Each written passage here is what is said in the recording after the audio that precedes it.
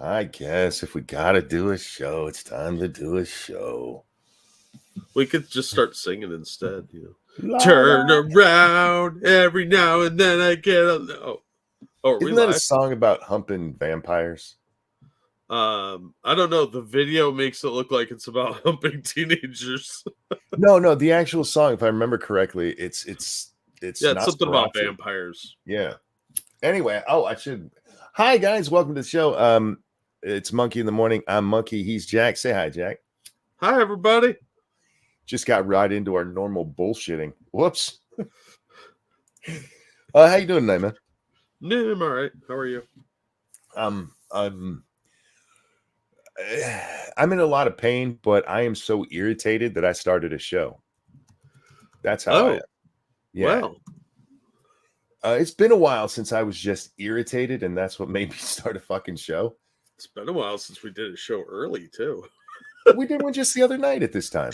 Whatever. That was 2 nights ago. That was 2 nights ago, Monkey. That's the ancient past. You're as bad as the audience. What, hilariously awesome? You forgot I came from the audience. I was in the audience. God. That's where I started. Do you want to tell me my people. Tell me I'm late now, too? You're kind of late. I'm never late. You did say, we're going to start on time. Oh, no. I did not. That is not what I said. I said, are we past time? And it is. We were by the time that they, we got to put a time in there because there's not just a whenever the hell I feel like it option on there. Yeah, well, no, I'm annoyed. A couple of things. First of all, this one kind of concerns you as well. Our audience numbers are janky. Let's call them janky, shall we? Yeah, that's a good way to say it. Last night we had over 200 people watching live at one time. 200 people live with us as we were talking, and we get off the show, and if you look at the numbers, it told us 87 people watched the show. Yep, I sent you that screenshot, didn't I? I think you did, but I also went over and looked. And once again, when I go to the dashboard, I see a number, and then if I go over to content, I see a different number. The number that it told us on the first screen was 260. Which would mean literally only 40 people switched out the whole 2 hours we were live. Which, I mean, is possible. Not likely. Yeah, because, we're pretty awesome. Especially when our average view time is about half an hour. But then I go over to the other one, and it said 86. I thought, how? How the hell? Anyway. So that one's annoying. And here's why. I don't even care about those numbers. I mean, it is nice when they tell us how many people actually watched. But what worries me about that is typically when we start seeing stuff like this, YouTube is screwing around in the background. Yeah, they're doing something with the algorithm or giving us a new rule. Usually when we see this, we get some new rule. Yeah. And that's usually, hey, guys, we're going to rape you again. But don't worry, it's for your own good. I don't know what's going on. I expect any day now for YouTube to come out and go, hey, here's a change, guys. Actually, there is a change. There's a couple of changes. I got invited to participate in some of their new things that they're bringing out, Jack. That sounds like a trap. YouTube is coming out with gaming on YouTube. Oh. And it basically looks like phone games that you can play through YouTube. Okay. Yeah, there's also one. Are they aiming at middle-aged women? I don't know. I didn't actually click on to join. The other one there's 3. I forget what one of them is. The other one is an AI-generated chat filter kind of thing. Oh, that's wait. Listen, this is great. What they do is the AI goes through the chat comments and gives you a synopsis of what the comments are saying. Oh, dear Lord, that could be horrifically hilarious. Yeah, so we do know those things are going on. Yeah, we'll see what happens. But again, every time we have some weirdness like this, they do something that fucks us all up. Anyway. First of all, hi, Stargazer. Hi, chat. I want to grab something that came in like a minute after we ended the show last night. Sure, please do. Thank you, Tyrai. In a dark, dark world, I found a comic book store with 50-cent bins. Dude, that's like finding a unicorn these days. Everybody's just got dollar bins. 50-cent bins are the best ever. You can find some real gold in there sometimes. I have a couple real quick, but Dark Allow, I see it's the end of your birthday. So let's do that first. Dark Allow, this is for you. And a 1 and a 2. Happy birthday, to you. Happy birthday to you. Happy birthday, dear Dark Allow. Happy birthday to you. Happy birthday. Hope you've had a great one.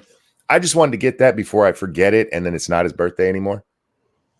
Tall person, thanks so much. Who says, my funds have stabilized, so I can comfortably send money again. I'm also annoyed, both because of the title article and some punks harassed a game creator off the internet, but they are moral. Dude, do you have like stories about that you could DM me over on Twitter? Because I'd be interested to see that one. And yeah, we'll get to that title article in a fucking minute. Yeah. Disgruntled Technician, thank you so very much for the feminist $12. Came in off the stream here. Referencing the 1125 stream, that's the one when Undoomed was on with us. As someone that struggled with severe depression and very nearly ended it, these people with these fake mental illnesses piss me off. They wouldn't know true suffering if it smacked them in the face. And yeah, we've talked about that many times. One of the issues that I believe that has led to so much of this is there's not enough suffering in the United States. It's a great place to be. Unfortunately, people need suffering. We need something to get over. We need our own hero's journey, Jack. Yeah, people need obstacles to overcome, and when they can't find them, they'll create them to fill that void. Speaking of which, let's get to this top story here. Oh my God. Now, for the record, I thought this was over because this all went down yesterday. It's never over. This all happened yesterday, and whoa. What's the matter? Memory. Oh, it's a song. Oh, okay. Oh, I thought it was breaking up or something. No, not yet. Thank you, tall person. And some for you, Mr. Jack. Thank you. Happy National French Toast Day. And because I didn't give a day to Monkey, happy Giving Tuesday. Well, thank you. Yeah, Dixie also pointed out it's French Toast Day. I like their toast, but yeah, fuck the French. Thank you.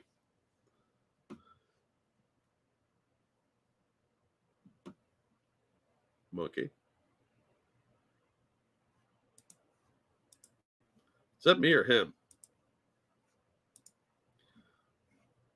I'm going to start singing again if it's not me.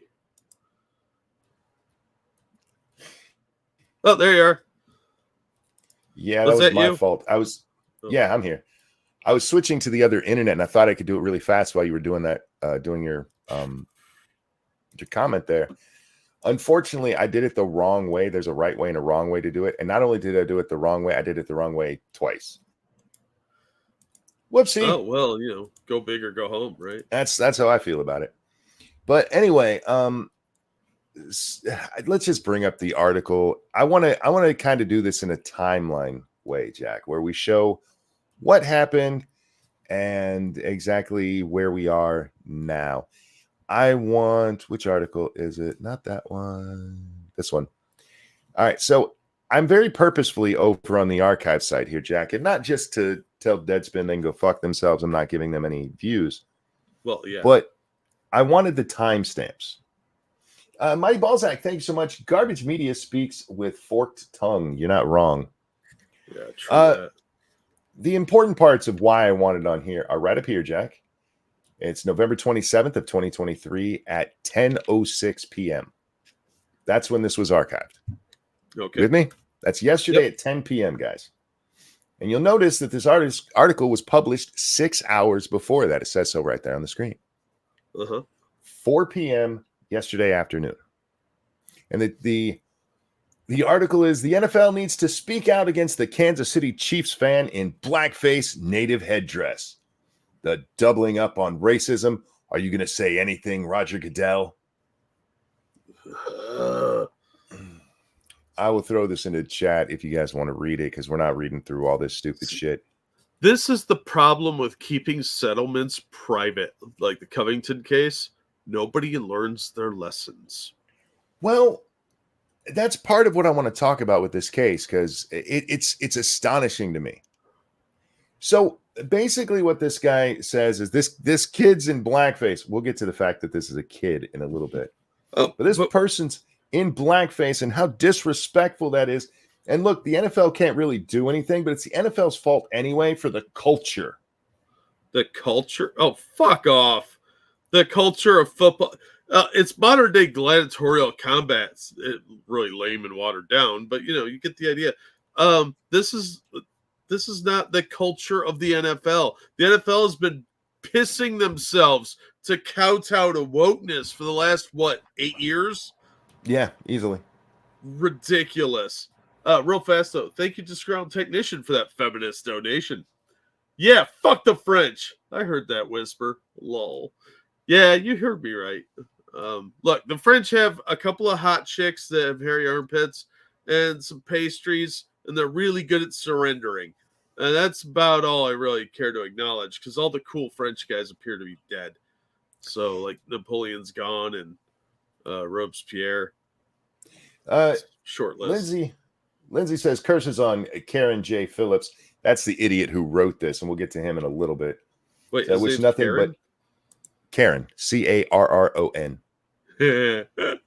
Karen J. Phillips is, I wish nothing but absolute misery for this fucking scumbag. I agree with you. This guy is a piece of shit. So anyway, so that's what the article's about. Comes out at 4 p.m. in the afternoon yesterday. This is Deadspin from today. Now, when you're looking at at Twitter, sometimes it can be hard to tell when somebody retweeted an article. Yeah. So they originally tweeted it right here, but you can see that the same organization retweeted it. I can't see any of that because I just see the Deadspin article. There you go. They reposted it right there. This is a retweet. Oh, okay. You can see the thing that they wrote. The original tweet right before that was 12 hours ago. Okay. So this was retweeted today, sometime in the last 12 hours. Yeah. Which means since 11 o'clock this morning. Mm-hmm. Now, remember, this came out last night at 4.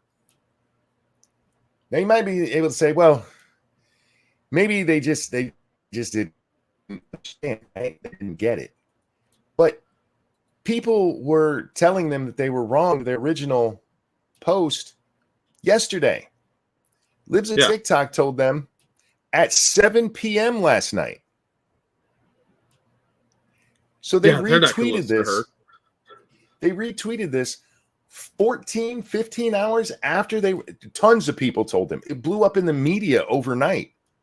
Tons of people told them this, and they still retweeted it. Oh yeah, they're getting traffic out of this. That's all they care about. No, and I hear what you're saying there, but you're wrong, because they're going to get the fucking shit suit out of them and end up losing their business over this shit. Shh!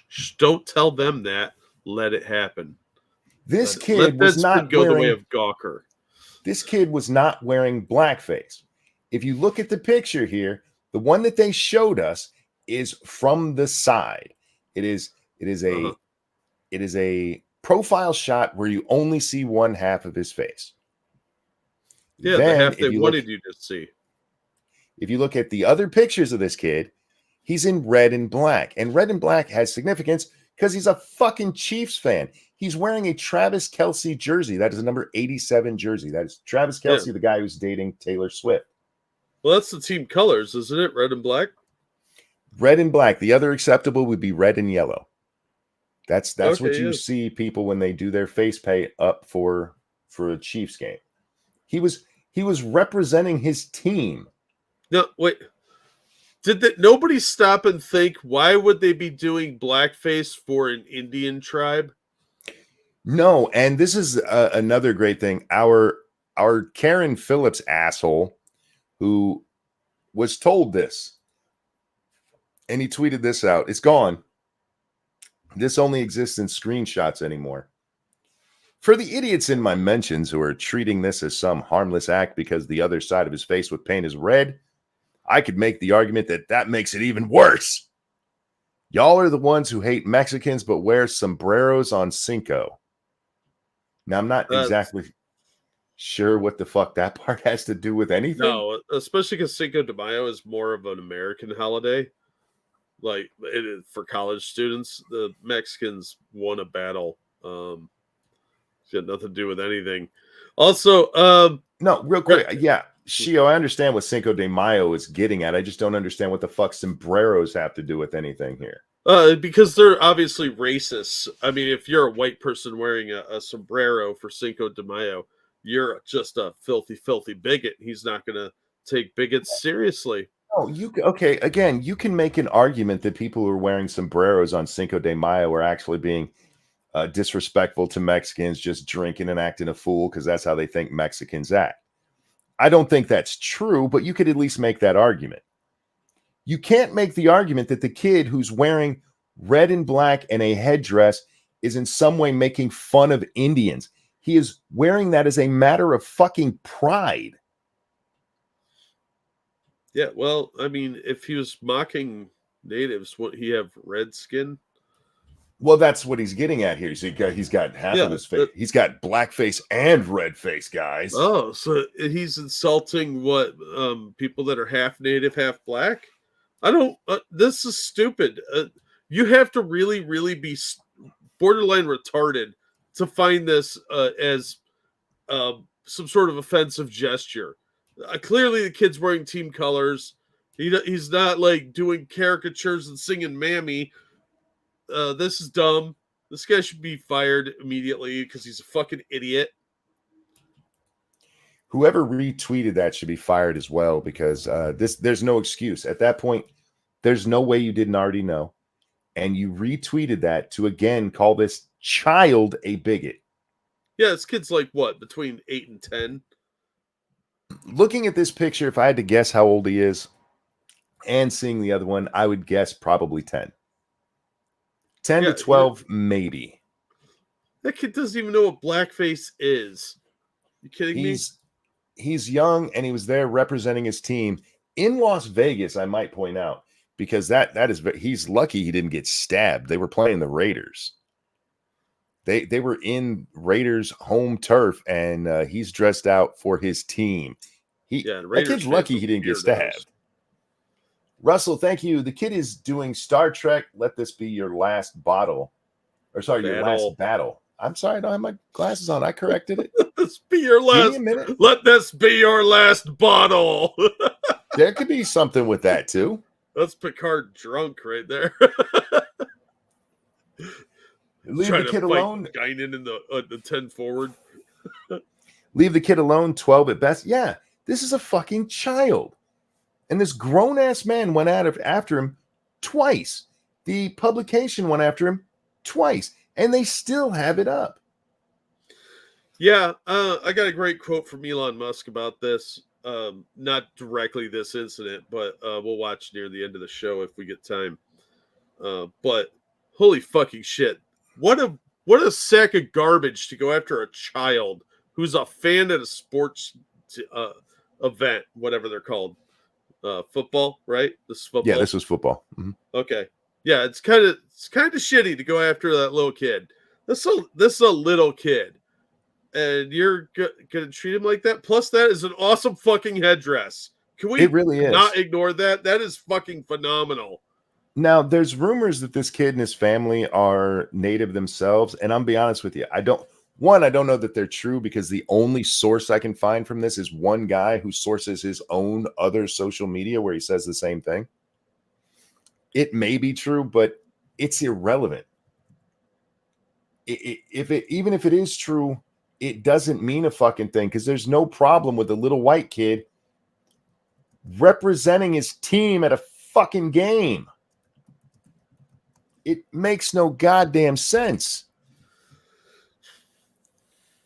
This little bastard, he's out there with his team colors on. No, this is just an excuse to attack somebody for nonsensical reasons, just to have somebody to beat up on. This guy's a bully.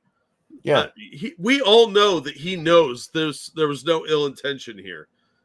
And not every time somebody wears black makeup are they doing blackface. But he's either so indoctrinated or so stupid or just mean-spirited. And I'm going with the third option. I think this guy's just an asshole who wanted to bully a little kid because he wants to virtue signal. There used to be, you would see it at games, and for some reason it happens more when it's cold. Fat guys with half of their body painted one color and the other half the other, representing their team. From their hairline to the bottom of their saggy ass bellies. Yep. I've seen them paint jerseys on. It's weird. Oh yeah, absolutely. A couple of things real quick. Thank you. Seal just sent you a tweet, which is context to this on your DMs. I will check that out. Alan, thank you, says, good morning. Good morning, sir. Hope you are well. And over on the Streamlabs, if it'll ever load up, I even gave it time to load. He said load. Let's see. Thank you, Tip, who says, these journos just want to see bigotry so badly. I say, fine, bring back slavery, subsidizing subsisting of purely these dirty smear merchants, triple the work. I just feel that their work would be really bad. Yeah, they'd be bad at it and they'd whine the whole time. Plus, they're all out of shape and usually kind of fat, so you wouldn't get much out of them. So I'm telling you, hey, Camel, that is a sweet headdress.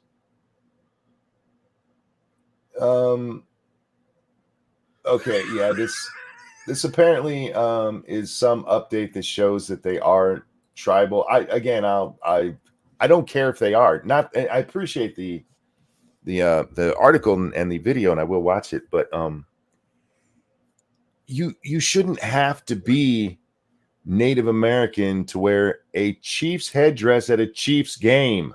Yeah, he's showing respect. He's not trying to appropriate culture. Even if he was not native, who fucking cares? Why does it matter? I see women wearing Asian dresses all the time, and you see Asian women wearing American style clothes. Who fucking cares? Grow up, you babies. I see Indians running around in blue jeans all the time. Yeah, invented by a Jewish guy. Thank you, Assassin of the Gray. Get your dang glasses on, Idjit. 75% goes to Galactus Jack as a lesson. All right. I appreciate it. And I'm not putting my glasses on. Thanks, Assassin. Also, thank you, Alan, who says, morning, Jack. Morning, Alan. Hope you're having a good day. And it's generous to you, man. Thank you. What bothers me is their refusal to take this down. Hang on. Got a donation coming through that's going to tip me out. There we go. Their refusal to take it down. At this point, what they should be doing is begging, hey, guys, we made a mistake. That's our bad. We didn't mean to suggest that this kid was racist. We didn't see the other side of his face. It was a complete accident. Please, please, please don't sue me. No, they should be sued for not doing their due diligence. Well, if this had just been the original thing, the original article, they put it up and then they take it down like, guys, that was our bad. Chances are, if you sued them, you would lose. Yeah. Because you can't prove that they knew in advance that it was bullshit. They just saw this picture. Oh my God, there's a kid in blackface and headdress. He's clearly racist. Yeah, but then they left it up and retweeted it. After they'd been told and shown that he's not there as some kind of, look, I'm in blackface. He's actually in Chief face. And Chief, I don't mean Indian. I mean Kansas City Chiefs. Real quick, Chicago Mike, thank you. I was planning to go to the Bears game in orange and blue face, but now I'm afraid of offending orange and blue people. Yeah, Donald Trump might come after you. And Tip, thank you. Even the out-of-shape ones can find use. Tyler Durden business model would work well in this case. I just think they should all be fired for not being able to do their job worth of shit and sued to fucking back. Because at this point, especially with the tweet that we saw from Karen, where he's like, you guys point that out. That just makes it even worse. You cannot then claim that you didn't know. Yep. At that point, you're showing that there's just malice. And that's what slander and libel often comes down to, is being able to show actual malice.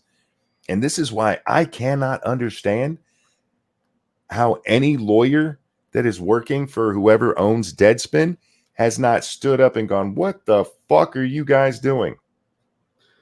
Well, that's the problem with wokeness is it's infecting everything, even the legal field. So they probably are going to find some justification for this bullshit. This kind of woke cancel culture shit used to just go after adults. Now they're targeting children. Some little kid that's just at a football game trying to have fun, and they're trying to ruin his life. This life ruination crap and going after kids to ruin their lives. He's like 10.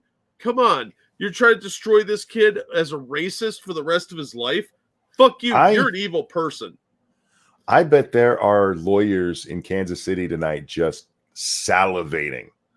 Oh, I hope so. I hope they get the scummiest ambulance chasing shyster they can find that's going to take Deadspin for every goddamn penny they've got. And this Karen motherfucker too, personally. Yep. Because this is disgusting. And I don't care that he deleted his tweets. He proved he doesn't care that he was wrong. He was just being an asshole. Here, I want to put that. Let's put that tweet back up because it is important. Oh, I'm sharing a window. You can't switch between windows and tabs. No, you can't. You and I hate that. that. And do it again. But just to bring that one back up, excuse me. This right here, the fact that he posted this gets him in trouble. As he should, because he is just trying to stir up trouble. That's what he wants. I'm sorry, him taking this down doesn't prove that he didn't do this maliciously. The fact that he admits in here that people had pointed out what was going on and he doubled down. Yep. It doesn't matter that he deleted it. He still did it. And it went out to his however many people follow him and the people who follow Deadspin. Yeah. And that's the type of shit I'm talking about. You're trying to destroy a little kid's life. You're fucking evil. This kid did nothing wrong but go to a game, and you saw it as an opportunity to jump on a racism angle that doesn't exist. You're a bad person. You're creating lies. I love that there's so much wrong with this comment from a legal point of view. Because he goes, I could make the argument. Well, that means you weren't making that argument. That it's been pointed out to you. I think he knows exactly what he did, and he's trying to just drum up clicks. He's not thinking about the fact that he could get in trouble because people like this think they're above the fucking law. Oh, the press does. And for the reasons I mentioned earlier, they usually are. Yep. Because this is a private citizen, and I hope this kid's family sues the ever-loving shit out of this clown. Proving malice is hard to do because you're proving a mindset. Yeah. And it's very rare you get a case like this where they lay it out there for you. Almost any other publication, even the worst of them, CNN, Washington Post, all of these assholes would be like, whoops, our bad, guys. Not even if they believed it, just for the fact that I don't want to get the shit sued out of me, and us saying, whoops, we didn't mean it. When we go to court, then we can say, see, there was no malice there. We said we were sorry. Yeah, still targeting a child, and a lot of people are going to be very unhappy about that.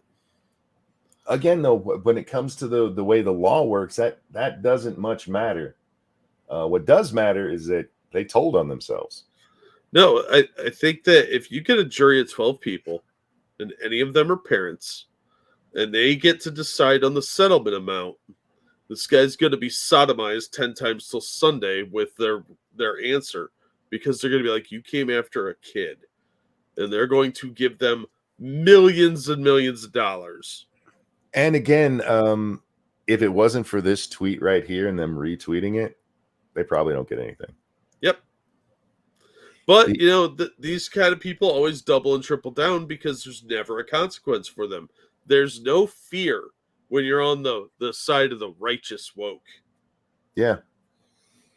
And this is our problem with our press, is because this guy does not care about reality or truth. He knows goddamn good and well this kid was not being racist. Of course he knows it. There's no way he doesn't. This tweet shows he knows it. Yeah, but he doesn't care. They don't care who they hurt. To them, well, the people that fall are collateral damage or acceptable victims. I mean, he cares a little bit because he did take that down. Maybe his own private lawyer went, "Hey, dude, you might want to take that down. You might want to remove that shit." But by then it was too late because he's too overconfident in himself and being right and on the right side of history. That's the one they like to use, right, Jack? Yeah. I'm on the right side of history. Oh. Are you? You attacked a child, man? Yeah, you're beating up on little kids. Do you feel like a big boy now? Do you feel tough? Did you get a hard on for that? It's not like you can even make the argument. I mean, he kind of looks older. No, he clearly looks 10. I might give you 12, maybe. I'd be surprised if he was 12. But real quick. Thank you, Shio. Young Chiefs fan apologizes for appropriating Elizabeth Warren and for wearing Justin Trudeau face. That's funny. Oh, that's a possibility. Yeah, that story just angered me. When it comes to our sports teams, man, we tend to go all out. Even if you're like me, who your favorite sports team sucks ass, you still show up and represent your team. And I have Chargers merchandise that I wear, Jack.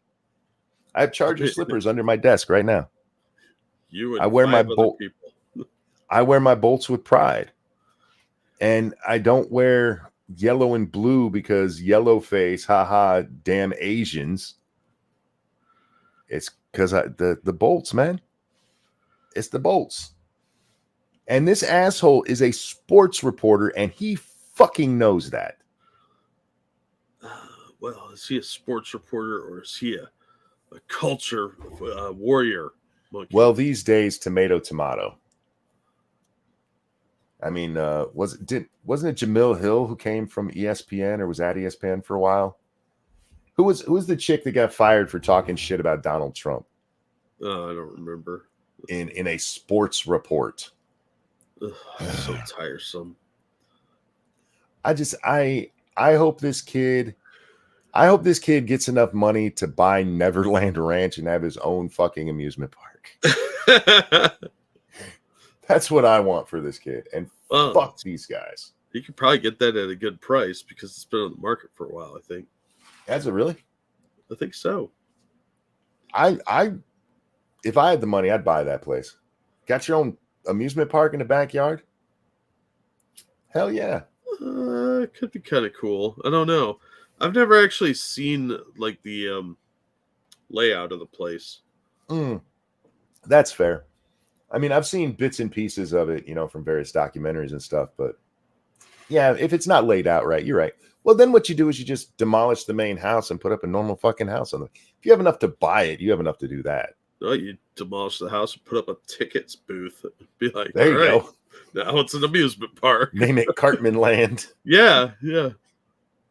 Anyway, so yeah, that's what irritated me enough to go. It was when I saw that they had retweeted and I checked the time zones or the time frame. Because that tweet is actually somewhere between 11 and 12 hours ago. If you look at the two tweets that are on either side of it. Uh-huh. So this is well after they knew. And those fucking assholes retweeted it. And like, how the fuck did nobody in your legal department see this? Well, I mean, let's face it. They, like I said, they're probably wokesters too. And they're like, yeah, get them. And then somebody, like some intern was like, sir, isn't this defamation? And they're like, oh, crap. But that's why you pull it down and start apologizing like fuck. Nope. You clickbait the hell out of it and make a bunch of money because I got mine. We're going to be rich, yo. Dude, if I'm infected with the woke virus, I probably agree with you. But as somebody with common sense. Oh, well, yeah. There's that. I cannot believe Deadspin is hiring lawyers that are like, yeah, go ahead and get yourselves sued to oblivion. It's all about the mindset. They think they're immune. Well, I'm a reporter. I'm immune from that sort of thing. They have a very like a elitist mindset that they think that because they've never had a consequence, they never will have a consequence, and half the time they're right.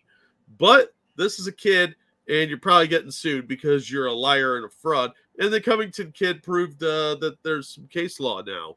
So Roasted said, "Why run it past legal if they won't support the agenda?" I mean, that's fair. yeah, that's a good point, actually. But I'm sorry, I don't believe that they don't have somebody who went, "Don't do that. Take that down and apologize."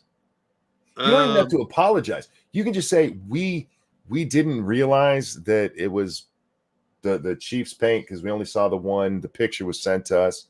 You don't even have to apologize. Just say, "Hey, we didn't realize." And at least that gives you the legal cover. You would think so, but I suspect that a lot of these websites run the same way like Marvel Comics is, where their editors do nothing and the writers just upload their own articles. So nobody's actually minding the store. They're just on paper gatekeepers. I mean, do I need to bring up the picture of the 2014 calendar from Marvel Comics where they misspelled calendar? No. I think that happens in a lot of these websites, and they're all a bunch of smug elitists who think they're better than everybody, and they think they're immune from any kind of consequence, and they don't give a shit what they do because they don't think it's going to blow back on them. And at worst, the company will take a little bit of a hit, maybe do a little quiet payout. They don't think there's going to be any major consequences. And more often than not, we've seen that there aren't. Willett Ford says, "Yeah, but the journalistic ethics still mean they haven't done their due diligence to not check more into the story monkey." But there's a difference between journalistic ethics and legal responsibility. And we've seen it over and over and over with people who get sued and gets thrown out of court. Like, nah, sorry, you don't have standing here. You can't. Or if it goes to trial or even just a bench decision where they're like, you didn't prove that there was any actual malice. That is what counts, actual malice. And journalistic ethics are a pipe dream. It's something some people are like, well, this is how we should act. It's not a legal thing. So you could get two different, journalistic people up there. One saying, no, they did their due diligence. And the other one, no, they didn't. And it doesn't mean anything legally.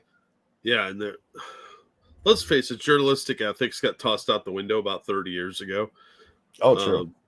And look at the New York Times. They've been sued a couple times now. They say shit all the time without verifying their facts, and they don't even bother with retractions sometimes.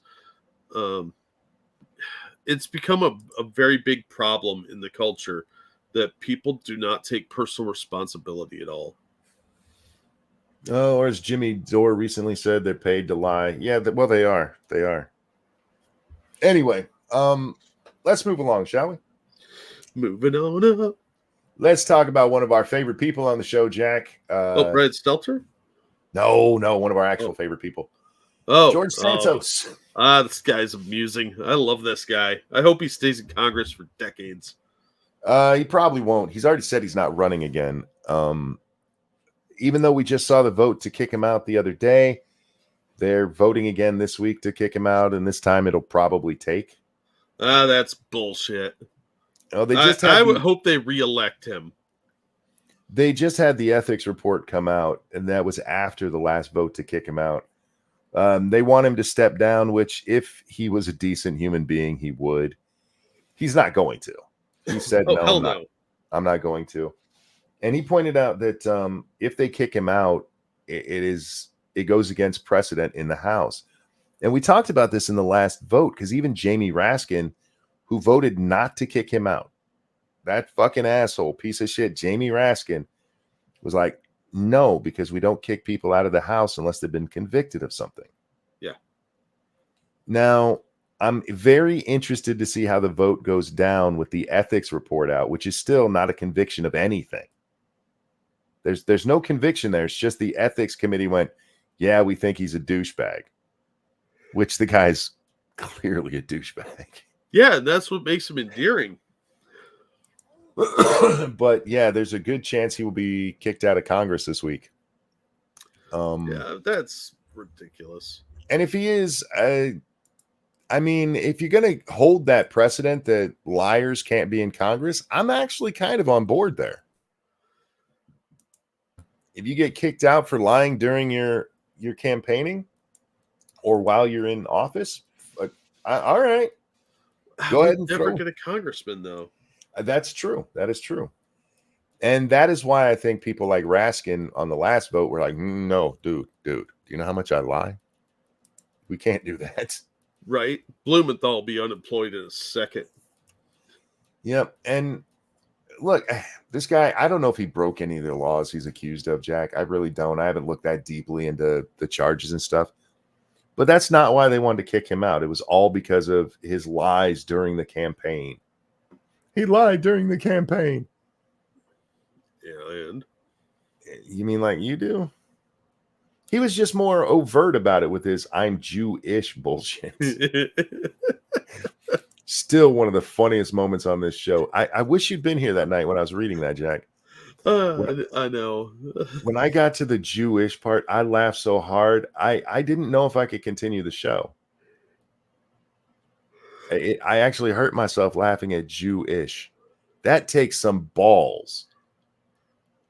That takes massive balls to come out and say some shit like that. Telling you, this dude is a spy of some kind. He is so deep cover. It's like Paul Blart Mall Cop, except this is George Santos, MI6 or something. This guy is too hilarious to be a real person. They could make a movie about him or a TV series. And yet there he is. I mean, you know, being who he is. All right. This next part. Can I blow this up to where we can read it? Well, let me see. We got to talk about. Oh, fuck. Nope. No, I can't. Damn it. All right. Well, I'm just going to have to read it to you. Damn, they're going to make me put on my glasses, Jack. Tell me a story, Uncle Monkey. No, I don't want to. This is a subpoena or a warrant that Jack Smith got for Trump's social media. Yeah. And speaking of things that enraged me today. Oh, tell me about it. I will throw this one into chat for you guys too. We are on the fourth picture of the tweet itself. There's other stuff in there, but the one that really gets me is right up here. It says B. All information from connected or notifications tab for the account, including all lists of Twitter users who have favorited or retweeted tweets posted by the account, as well as all tweets that include the username associated with the account, i.e. mentions or replies. For those of you who didn't get all that wording, what that means is Jack Smith got a warrant to look into anybody who has ever even liked a tweet that Donald Trump put up. That warrant was approved by a judge. Yep. Not broad sweeping abuse of judicial powers or prosecutorial misconduct. Nope. This is how we operate now in the U.S. They just look into anybody that is even in any way tangentially associated with somebody they hate and begin investigations on them. If you liked one of Donald Trump's tweets, your Twitter handle has been through Jack Smith's dirty little hands. Yep. You're probably on a list, too, a special list of potential subversives or some nonsense like that. They'll dress it up, but that's what they mean. Now, what's even more interesting of this is the warrant was released, but only the first 4 pages can be read. After this, everything is just black because they redacted everything else. Oh, yeah. See, now the public isn't even allowed to know what their employees are up to. Before you get to that, this is what they showed us. They showed us that they are spying on Americans for the most retarded fucking reason ever. You liked a tweet, which I guess goes without saying, considering they're trying to conflate Donald Trump tweeting with an actual crime. Yeah. But if this is what they'll show us, what won't they show us? They showed this to us on purpose, Monkey. This is a threat. This is if you back this person, you will become a target. This is to intimidate people into not voting for Trump, not to associate with him, not to financially support him. This is a threat, not even a veiled one. They're threatening Republican voters and Trump supporters. Even if I give you that, what are they hiding? Oh, it's far worse. I'm sure they have dossiers on a lot of people. What does the rest of this say that can be worse than we are violating your Fourth Amendment rights? That this is just the beginning, and that Trump is the beginning of a massive sweep of arrests of citizens, or social credit scores, of some kind, where they're going to punish people that were in any way affiliated with Trump. What national security or investigative technique is in this document for we looked at social media? Oh, it might have gone beyond that, though. They might have used that as a stepping stone for some other investigations. That's what this warrant was specifically for, was for the social media aspect. But there's probably details in there about ongoing furtherance of what this is going to begin with. That this is the beginning of some thing that they didn't want us to know about. Could you give me some example of what like in January 6th, right? If you got a redacted thing, you go, oh, well, there was a police officer's name in there, right? Somebody works undercover, an FBI. Okay. What would be in here? Sources and methods, like how they use like the stingrays to capture people's cell phone info. Oh, that actually would be something they would black out. Yeah. And highly fucking illegal. Like that's ever stopped the feds. I can't believe this made it past a judge. It depends how activist the judge is, doesn't it? I guess. I mean, even the most activist judge, something like this, you've got to be kidding. Nah. I mean, they spied on Trump's campaign. They had to get a lot of that through a judge. Sure, they lied to the judge, but nobody suffered any real consequences. If this judge is even a little bit against Trump or afraid of fascist dictatorship or whatever, they're gonna rubber stamp this shit. They're just gonna be like, "Oh, you're going after Trump? There you go. Have at it, boys." All other content records and other information related to the use of the subject account, including but not related to all data and information associated with the profile page, including photographs, bios, and profile background, and what does that say? Themes.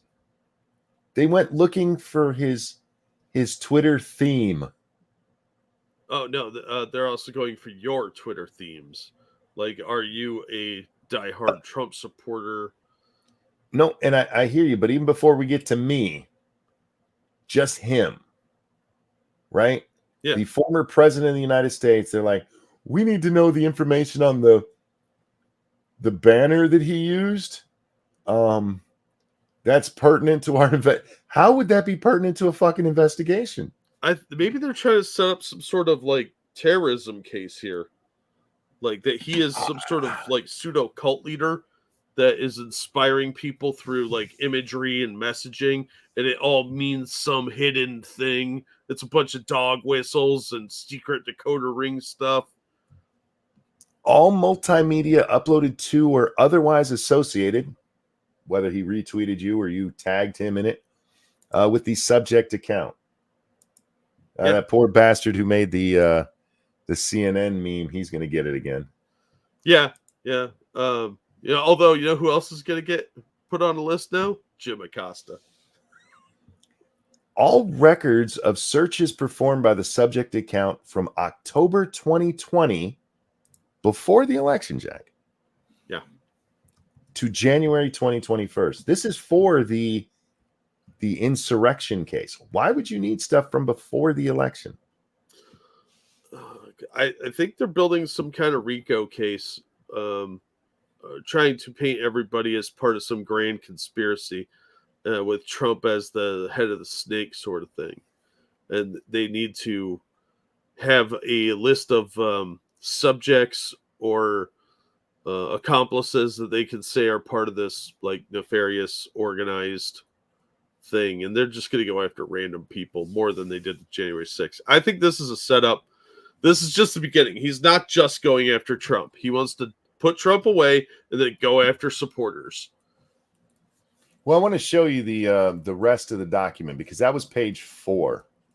Are you ready for page 5? I will be in just 1 second when I say thank you, Evolved Potato. Maybe because Trump has his donation link in his Twitter, they're getting all the information on anyone who has donated to him. Maybe even stuff like bank account information and spending habits. That would surprise me. But they're probably also trying to find out because they're building a flow chart of people, and they're going to try and make connections here somehow. And they want to get all our IP addresses probably. Oh, Michael is this 5? This is 5. Michael says, doesn't this seem too broad? It's not just broad, it's highly illegal. All right, so this is page 5. There's 6. Oh, here's 7. And finally damn. page 8 of what was shared. Oh, schooner. There's nothing even showing. They didn't just black out the words, they blacked out the whole fucking page. Yeah. There's something in there that they're hiding that's probably way more egregious than just getting people's Twitter names and handles. I'm telling you, I think they're going after the users, and there's probably detailed information in there on how they're going to go about uncovering some grand plot that doesn't exist, so they can start throwing people in jail. I can't believe that that's what they were willing to show us, and that the only things I can come up with that could be blocked there are things these people should be in jail for. Quite likely. This is very Kafka-esque, the type of shit you'd see in a third world despot's little neighborhood like Venezuela or even a communist country. It's fucking repulsive, and it's an affront to everything America values of, innocent till proven guilty, and having a justice system that's functional. This is the type of shit that our founders rebelled against.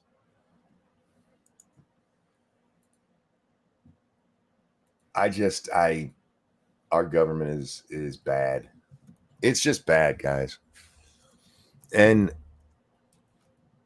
it's not fair to the other candidates running for president right now, Jack, because I am now convinced that the Democrats are doing this on purpose to help Donald Trump get the nomination because they think they can beat him.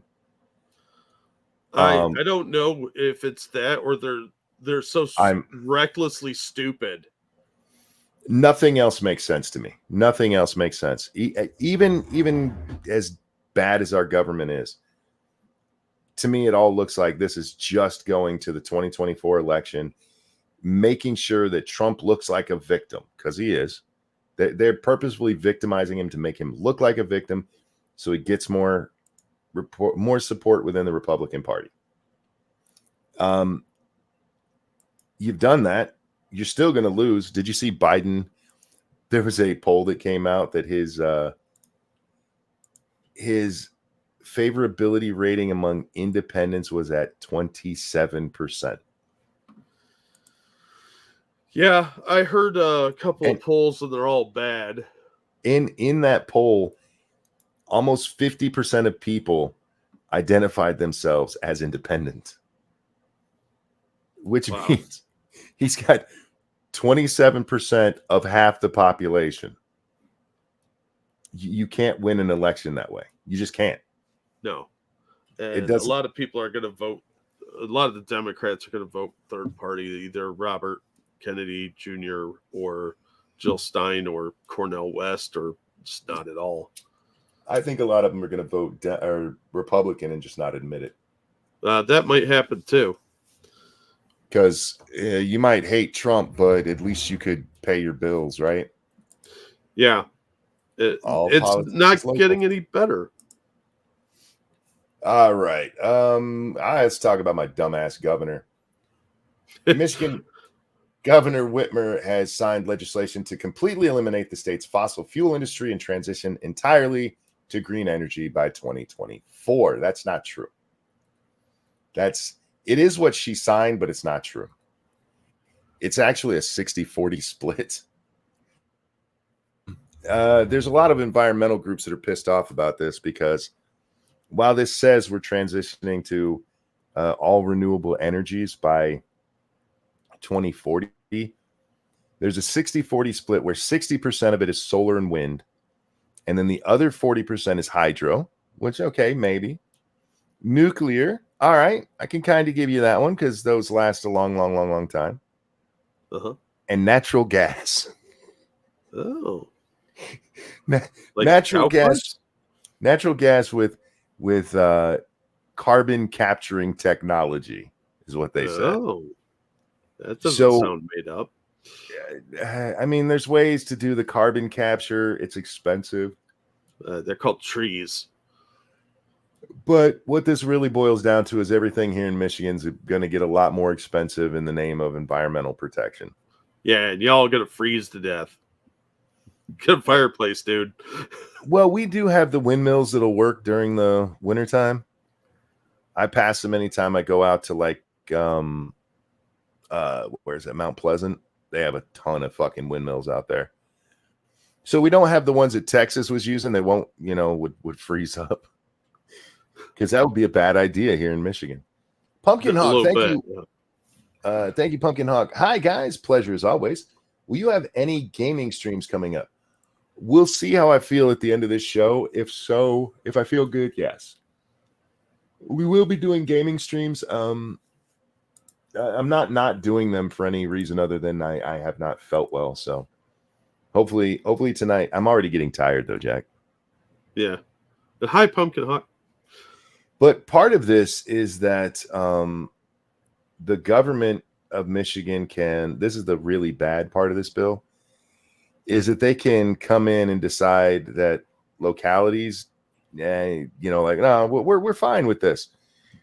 The state can override them and force in things like solar and wind. Yeah. Like, we don't want windmills around here. Too fucking bad. We're going to put one in your backyard. Yeah, guess what, Republican districts? You're getting surprises. It's what y'all get for fucking hiring Democrats every time Republicans fix the state. You're like, oh, yeah, let's get it. And for some reason, dumb women ones who are not even moderately attractive. There's no good reason to be voting for these people. I could get it if she was hot and had big boobs. Like, all right, you guys are just dumb and voting with your wiener. But y'all be like, give me that bitch that looked like she died last year. I think Whitmer's trying to kill old people again. She probably is. Michigan has a history of that, man. They actually had to pass a law saying that you couldn't turn off people's heat in the wintertime because maybe a decade ago, a whole bunch of old people died during a cold spell. Mm-hmm. Yeah, we got a similar law here. They'd shut off their gas in the middle of fucking winter. And these people froze to death. Jack, helping old people pay their bills to keep the heat on in wintertime, I'm kind of okay with that. We live in a very, very cold state, and I don't want to see old people die just for the fun of it. Not for Whitmer's amusement, no. But now we're going to have to hope that the windmills there's I saw the other day a incentive for people in Michigan to get solar put on their homes. Like, my home is shrouded in clouds 6 months out of the year, at least. That's not counting all the cloudy days we have in summer. Yeah. We're surrounded by water. We get a ton of clouds, man.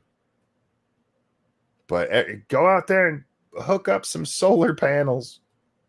All right. What am I going to do when the sun's not shining? What's the sun? This isn't like one of those fucking solar calculators where you could hold them underneath a light and they would turn on. Yeah. You actually need the sun for these things to work worth a fuck. No, it's not about being functional. It's about virtue signaling, Monkey. It is 100%. And you'll notice that this bitch did it in 2040. Nowhere she's going to be around politics to have to deal with the consequences for it. No, she doesn't want to die in Michigan. They always do that shit. Yeah, we're going to fix everything 10 years after I've left the state and retired to the Bahamas. Fucking people. But that's what my governor's up to. I did just want to point out that it's not all renewable energy. Part of it literally is natural gas. That's not green energy, Jack. It's cleaner than coal. I guess that's something. If you're gonna go that stupid ass route. Don't care about that one. I was fucking with Pearl Davis today. Oh, for fuck's sake. You just can't stop poking the retards, can you? I can't. Because at first she put out a tweet. I forget the first one, and I just made a shitty comment. But then she said this.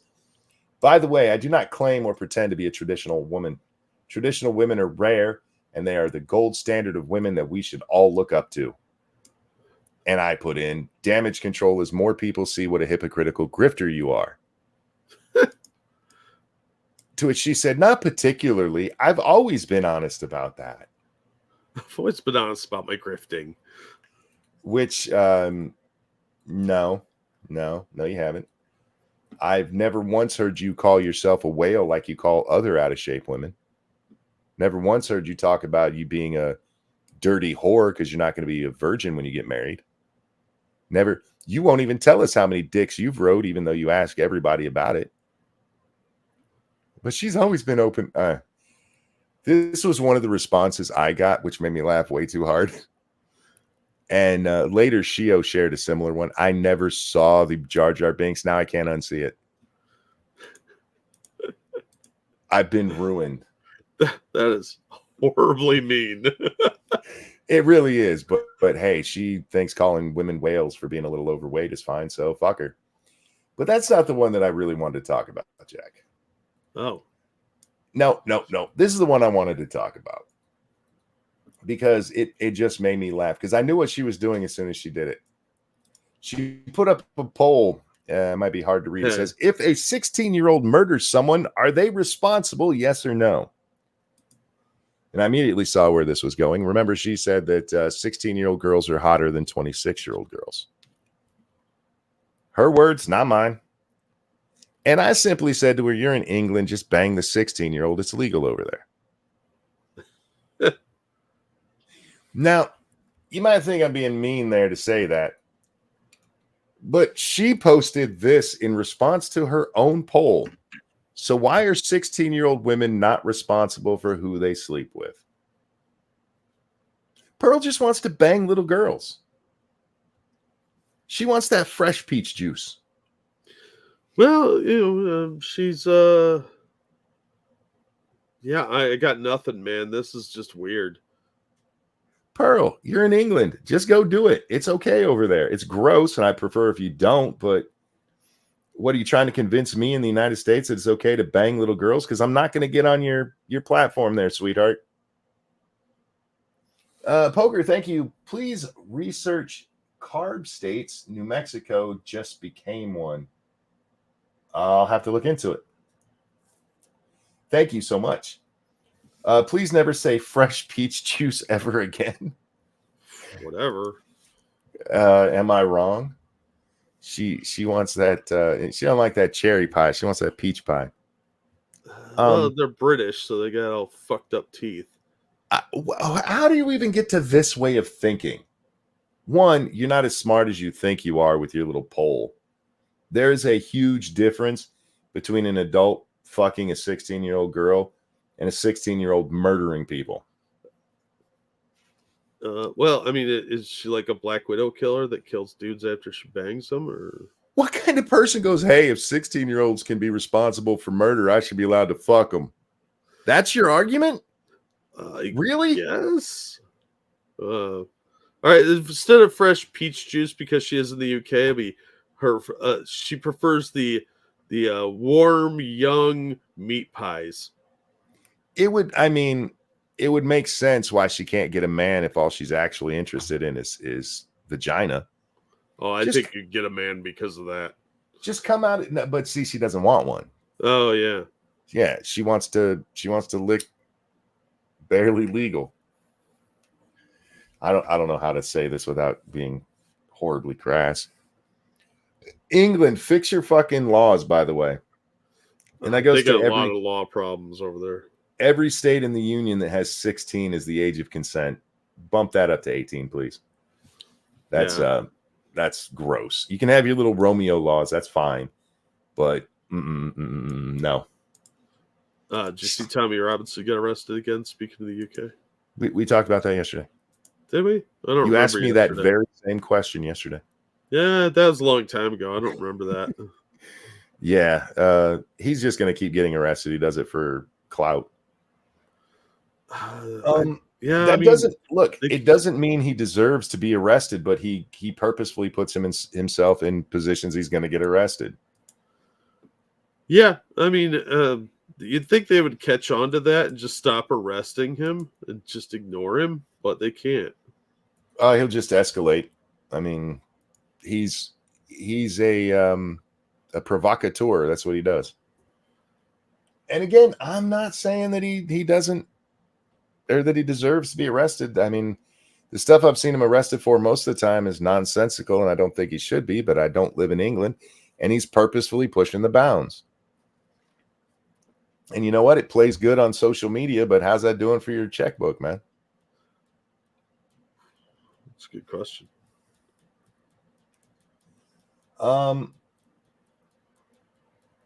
Banging 16-year-olds were all the rage when I was 13 and 14, and that's okay. when you're young, you're kind of in the ballpark, but Pearl's 26. Or at least last I knew. She might be 27 by now. She should not be out there trying to convince people it's okay to bang 16-year-olds. Which, by the way, is just another thing she stole from other guys. You know who she stole that one from? Amos Yee. Fuentes. Oh, Fuentes? That's a Fuentes talking point. Oh. Yeah. You got to get yourself one of them fresh ones, like he has any desire for girls any I was going to age. say, are we sure he was talking about girls? Well, I mean, he was when he made the statement, but did he actually mean it? Nah, bro.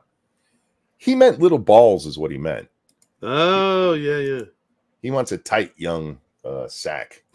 He doesn't want it dangling too far down his chin. Yeah. It's amazing how every point that fucking retard Pearl makes literally has been stolen from a man. Well, she got it in the divorce. Yeah. Half. Well, that's the other one I finally remembered that she said today. And it wasn't even her. It was her little... She has this girl that works for her, this blonde chick. I forget her name. She pimps her out really hard. And she's 16? No, she's... Yeah, I don't know, actually. Now that you mention it, maybe she is. But she's not taking off the way that Pearl hoped. Oh. But this chick came out today and said, for the record, Pearl has always been against cheating. I'm like, is she? Because the bitch said a man cheating is the same as a man shaking hand. It's just shaking hands. I've never had to hide who I shook hands with from my wife. You know what I mean? Yeah. So don't sit there and pretend. Oh, she says it's wrong. She excuses it. That's not saying it's wrong. That's saying it's okay. No, she always says it's wrong. No, she thinks women cheating is wrong. And she thinks men cheating is no big deal. And that if a man cheats, you probably made him do it anyway. I hate Pearl. She's a horrible bitch. And I'm going to keep making fun of her. Why? Because it amuses me. Same reason I make fun of Hassan or Ethan or any of these other assholes. Jeremy, who we haven't hit on in a while. I haven't checked in on that idiot for a bit. I try not to think about him. I did watch a Tim Pool debate today. Oh. It wasn't really Tim Pool debating. It was his show, The Culture War. He had people arguing about the Israeli conflict. And I only watched it because I saw somebody made a video where they said Tim Pool will have this person on, like this guy, I forget his name, and he'll completely destroy them and they'll pretend it never happened. So I went over there and I watched the debate he was talking about. And the complete destroyer is a libertarian who believes there shouldn't be a United States government. He's an anarchist. Yeah. That's not libertarian. That's an anarchist. Which Jeremy, only one I can think of is the quartering. Yeah, it'd be the quartering. He's the only one I fuck with on a regular basis. But as I watched this, none of his arguments actually made any sense. Like, he compared, I'm not making this up, he compared Gaza to Attica. What? Yeah, what happened on October 7th was just the Attica riots. Oh, fuck off. I'm not making that up. That's what this idiot said. And he said, and like in Attica, where I forget who was governor at the time, Rockefeller, I forget who was New York's governor at the time. Doesn't matter. He says he had the power to stop it all. He could have just negotiated. And instead, he sent in the SWAT teams, got a bunch of people killed, which is true. But your other choice is literally arguing with murderers and giving them what they wanted. Now, I'm not saying Attica was being run properly, Jack. But there's a much better example that they hit on now and then. Germany. Because he said, look, they were completely surrounded, just like in Attica. You know who was completely surrounded? Completely surrounded by the end of World War II? Germany. And we could have been like, okay, you're back in your own borders. Why don't we negotiate now? In every comparison, instead of Gaza being Attica or whatever fucking else you want to make it to make them the good guys, they're Germany in World War II. They brought this on themselves. They started this. They're the ones who went to violence.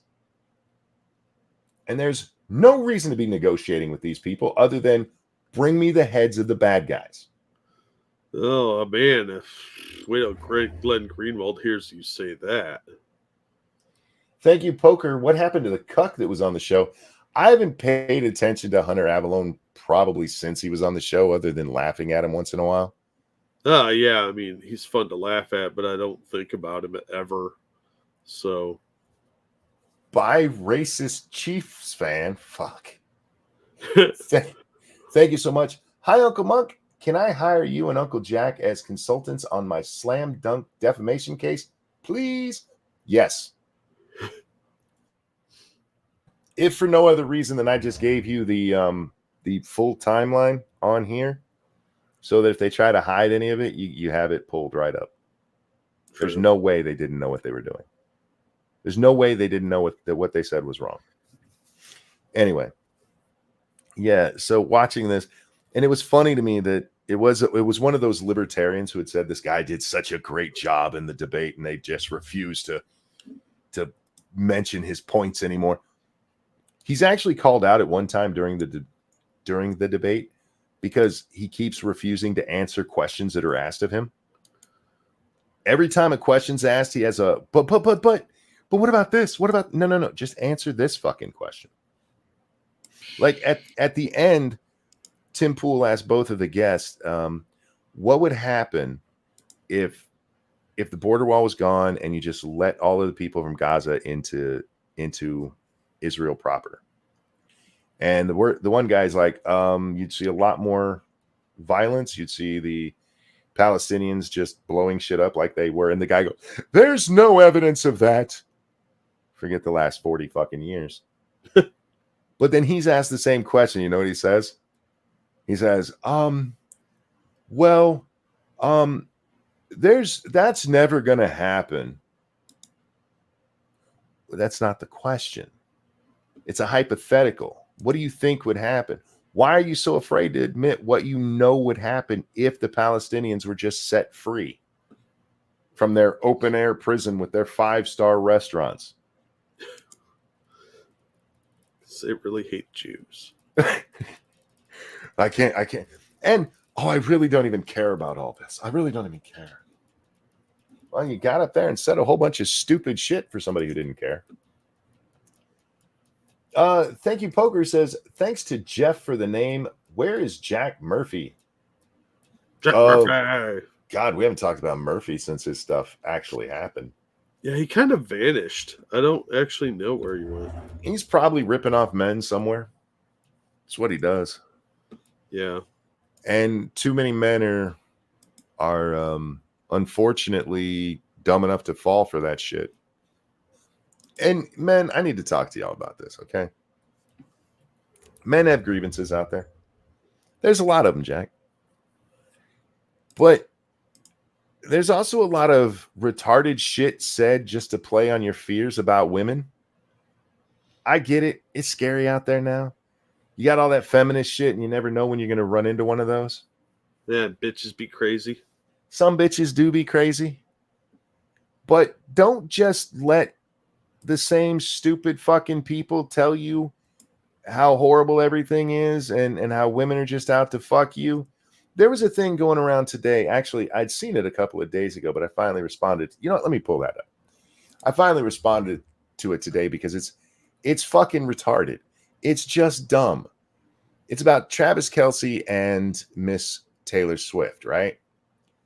And it says this. Oh, hang on. I thought I had it on the screen. There we go. Can we talk about the problematic, that word should give you pause to begin with, the problematic mental age gap between these two and how Taylor might actually be grooming Travis? Travis has multiple head injuries and suffers from CTE, leading to the huge mental age gap, which makes him vulnerable. Vulnerable to what? Being manipulated by a hussy. To humping Taylor Swift? Well, I mean, look, it's probably not as good as it used to be. She's had a lot of boyfriends. God ready, thank you so much. She only waited 2 minutes to post the second part, did not even wait for the poll. Yeah, talking about Pearl and how she wants to bang 16-year-olds. I'm telling you, she wants to bang a 16-year-old girl. If I'm a friend of hers that has a 16-year-old daughter, I don't let her alone with her. That's all I'm saying. But anyway, you'll notice the picture of Travis Kelce there. That is a purposefully bad picture of him. He's actually a normal dude. You can listen to him because that picture would indicate that he might be special needs or an undercover cop posing as somebody with special needs. You can listen to him on a podcast that he does with his brother weekly. You can see him on all kinds of different media, even before him and Taylor hooked up. The guy's not like out of it. My podcast is called Special. What's Taylor going to do? Steal his money? He's a multimillionaire, Jack. Yeah. He doesn't have Taylor Swift money. Very few people do. What is she going to do? Touch his wiener? He's a grown-ass man. And he pursued her. Yeah, but, special people do special things. He was like, hey, pretty lady. And she's like, I will manipulate you. You will kill for me. No offense, but most jocks are not that smart to begin with. True story. And it's not because jocks can't learn. It's that they don't have to. You're really good at this one thing. You get into the NFL. You don't have to be a brain surgeon. Why would you bother with that shit? You're going to learn how to throw a football or catch a football or stop somebody with the football? Oh, monkey. We all know she has what all women have, hypnotic vaginal juices. I learned this from a wise man named Sandman. He told me all about how they could hypnotize you with their buttery cooters. Okay, but to what end? Maybe she's betting on like it's some sort of complicated rigging system for the NFL, which probably rigged anyway. But that way she could bet on games and double her money. She's trying to fuck with the spread and not her own. Yeah. All right, real quick. Poker, let me get this. Thank you, Poker. Wife and I celebrated our 4th wedding anniversary. Well, congratulations. That's awesome. Hey, dude. Congratulations. That's wonderful. What's it like not having cool stuff for 4 years? Tony says, I guess he wants a song about himself being horrible to her. Yeah, maybe. Well, no, double album. He's a football player. No. This post makes it look the women are taking advantage of the man. She's not taking advantage of that man. She's not. That man is an innocent angel, and this hussy is trying to take advantage of his sweet innocence, probably on a bet from her friends, like in a bad 80s movie. That dude is a football player. He probably ran a train on some prostitute when he was in high school. Let's be honest. Yeah, high school. Not like a couple weeks ago. Maybe last week. But it's out there. Look, the women are gonna get you, man. Stop falling for this stupid shit.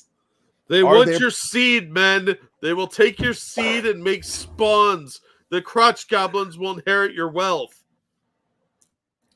There's stuff out there that yes, you guys should be concerned with. There's stuff you should probably call your lawmakers about. But stop listening to people like Pearl and the other manosphere red-pilled fucking retards. Because you know what they're doing? They're telling you stupid shit so that they can retire. That's it. They're taking your money and laughing at how dumb you are for believing the stupid shit they say. Poker, thank you. I've never had cooler stuff than now. That's what you get, Jack. That's rare. I mean, usually women just like come in and say, well, this can go. Alan, thank you so much for that donation with no message. Appreciate it. No, I actually saw a tweet today that really did remind me of me and my wife. And what did it say? Something to the effect of when you just want to buy him all the cool shit that he wants. And there's a lot of women out there like that you want something, they're like, oh, get that, baby. And you're like, we don't really need that. Like, no, go ahead and get that. I have never met these women. I hear they exist. They do exist. But yeah, there are tons of good women out there. I promise you guys. No, that's what married men want you to say.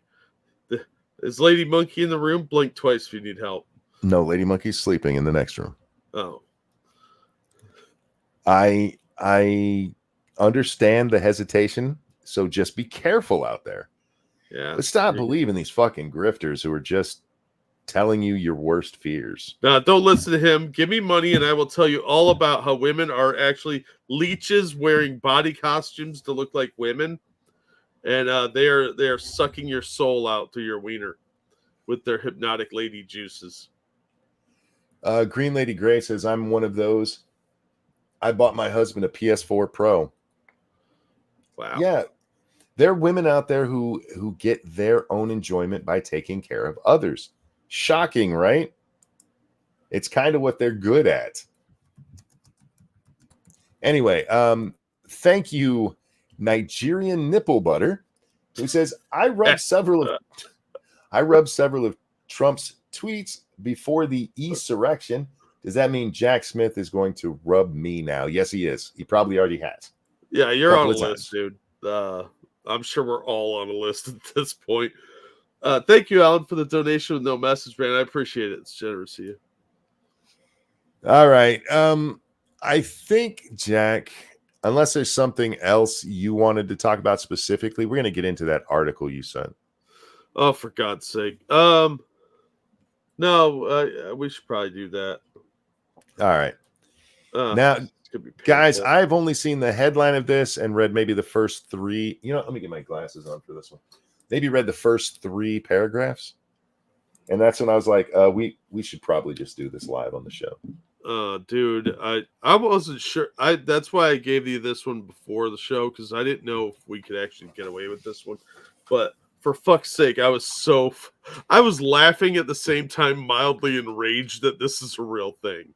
Now, when you say you're not sure that we can get away with it, is there something in here that's gonna? What were your reservations about it?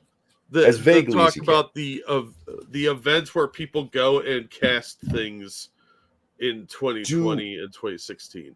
Do they cast doubt on the results? I think they allude to somebody doing that, but just go through it. You'll stop if you see. All right. Well, yeah. If all it is them mentioning that other people do, then we're definitely okay. If they bring up things like 2016, remember 2016, for all of YouTube's talk about you not being able to question other elections, we never got in trouble for questioning the election of what is it, 1800? We never got in trouble for any of the other, despite their, hey, you can't question anything. It was clear that their policy was only 2020. Yeah. So 2016 will be fine. There's no problem with questioning that one. True. Nobody is coming to save us. Opinion by D. Earl Stevens. Okay, for Raw Story. It has been 2,575 days since the United States of America cracked in two, and an ill-mannered, racist, narcissist goon was elected to its highest office. Hillary? I'm just going to be honest here. If you took the time to figure out how many days Donald Trump, or it's been since Donald Trump was elected, you need a hobby. I suspect they asked Siri. Even still, I mean, you had to do some research for that. Yeah, it's just sad. This whole thing is just a sad diary entry by some Keith Olbermann wannabe. Why not just say it's been 7 years? No, it sounded cooler this way. It sounds rougher than 2000. It sounds like you're counting down the days of your sentence in prison. They are, Monkey. They are. Thank you, Keldrig. Does D stand for dumbass? I'll let you decide that, my friend. Yeah. Thank you for the donation. It gets worse, you guys. So dreadful was that 2016 election that not a single day has gone by when I haven't put everything aside for a few minutes to sit quietly and consider its terrible implications. Really? Every day you have to meditate about the 2016 election? Yeah, I mean, don't you just sit in your armchair wearing your velour smoking jacket going, if only the world had it ended. It creeps into my thoughts. You know, we've only read 3 sentences of this, and this person needs to be in an asylum. Yes, because they're an obsessive nut job. This is obsessive. This type of person's a stalker. I'm just saying personality trait fits.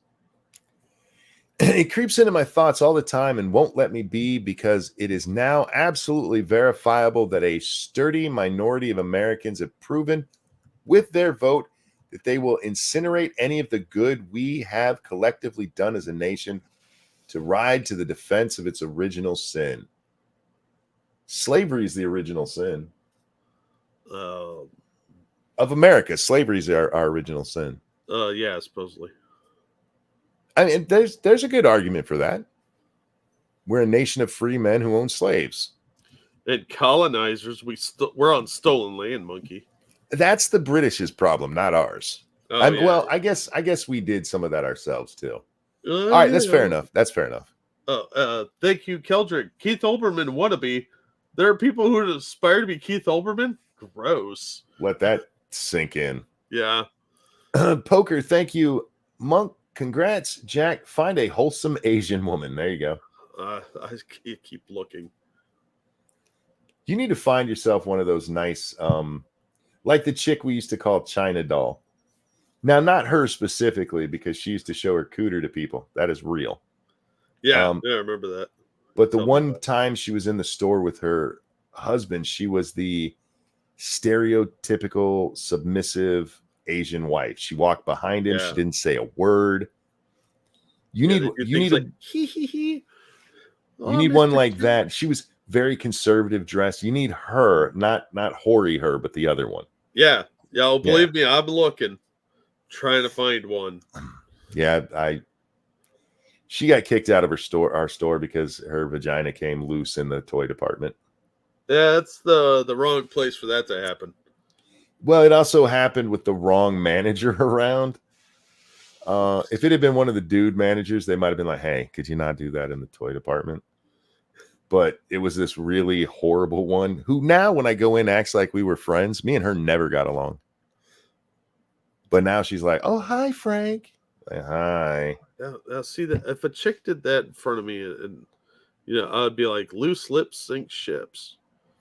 The one time I saw it, I just smiled at her and turned and went back to what I was doing. Like, I've seen vagina before. Appreciate it, not interested.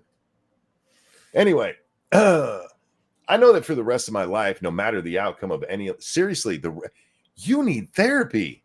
Oh, this whole thing is a therapy journal, dude. You're counting down the days, and you're literally talking about how this is the rest of my life. I really should be reading this in a crying voice. Thank you, Poker. Fun fact, I'm literally married to China. Well, awesome. Congrats. All right. The rest of my life, no matter the outcome of any election, I will never again be able to take solace that the country I serve to protect.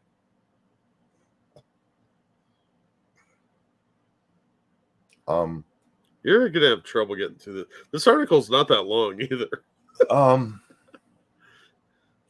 This was a service member who's whining like this. This is what we've done to people. Take solace that the country I serve to protect will be spared from the threat of tyranny. Evil has crashed ashore, and now it's waiting to be served. Okay, you are horrible at metaphors. Oh man, this whole thing is like stereotypical fanfic alliteration. In this case, evil, if we're gonna allow your metaphor here, evil would have come from within, not crashed upon the shore, you fucking idiot. Look, crashing upon the shore indicates it coming in from the outside, you dumb son of a bitch. Well, I think he's talking about Russia. Is he? Because everything else has been about Trump. I don't know. This person's a lunatic. Well, no, Trump is a stooge of Russia. Remember? He hasn't said that yet. No, but it's there. It's lurking in the background like some phantom piss tape that doesn't exist. For some people, yes, and for other people, it's just Trump himself is the ultimate evil. So we'll find out which one they think it is. Real quick. Thank you, Evolved Potato. I'm pretty sure America's original sin was fucking with the British so much that they cracked down on Australia's attempted revolution. Fuck you guys. You're the reason that Australia isn't free. Just know that.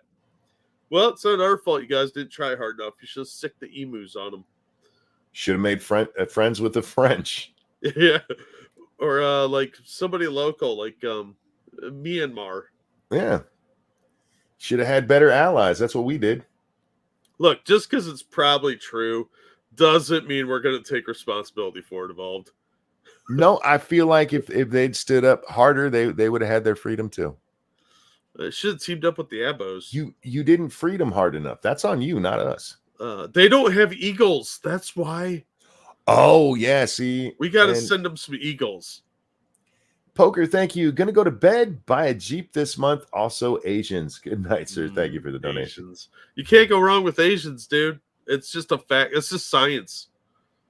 Do they have turkeys down there in Australia? No, they have emus, which are like turkeys, but they're more psychotic. Because like the craziness of a turkey, but they're taller and they can run faster and they look like ostriches. Yeah, I know what an emu is. You don't know that. You don't and it's know emu, by the way. It's emu. No, it's not. It's emu. You say it emu. Nope, I say it like the commercials for Blue Emu. I bring up the they say Blue Emu too, actually. No, they don't. That's not how I hear it. I don't give a fuck about these stupid birds. They don't live around me. Save Yourself says we have eagles as well. Well, there you go. And we have turkeys, but who wants to eat that shit? Well, the reason I asked about turkeys is turkey was almost our national bird. Yeah. Ben Franklin was trying to convince people that we should be the turkeys, and thank God somebody overrode that man, and we got the eagle. I think he was trolling. Like the turkey's a majestic bird. Was he? He might have been drunk too. I don't know. I didn't know they had eagles or turkeys down there. You know what it was? He was looking at the wrong side of his bifocal. He was like, "Look how majestic." That's a possibility. But yeah, you guys just need to embrace the eagle, and you can kick the. Look, it's 2023. You could probably kick them out now. Yeah, maybe if you don't want to team up with eagles, you want to do your own thing. Team up with those giant spiders you guys have. What are they? Yeah. Huntsman spiders? That'll scare the shit out of the Brits. They live on a little island. Franklin probably was trolling. Interesting character, to say the least.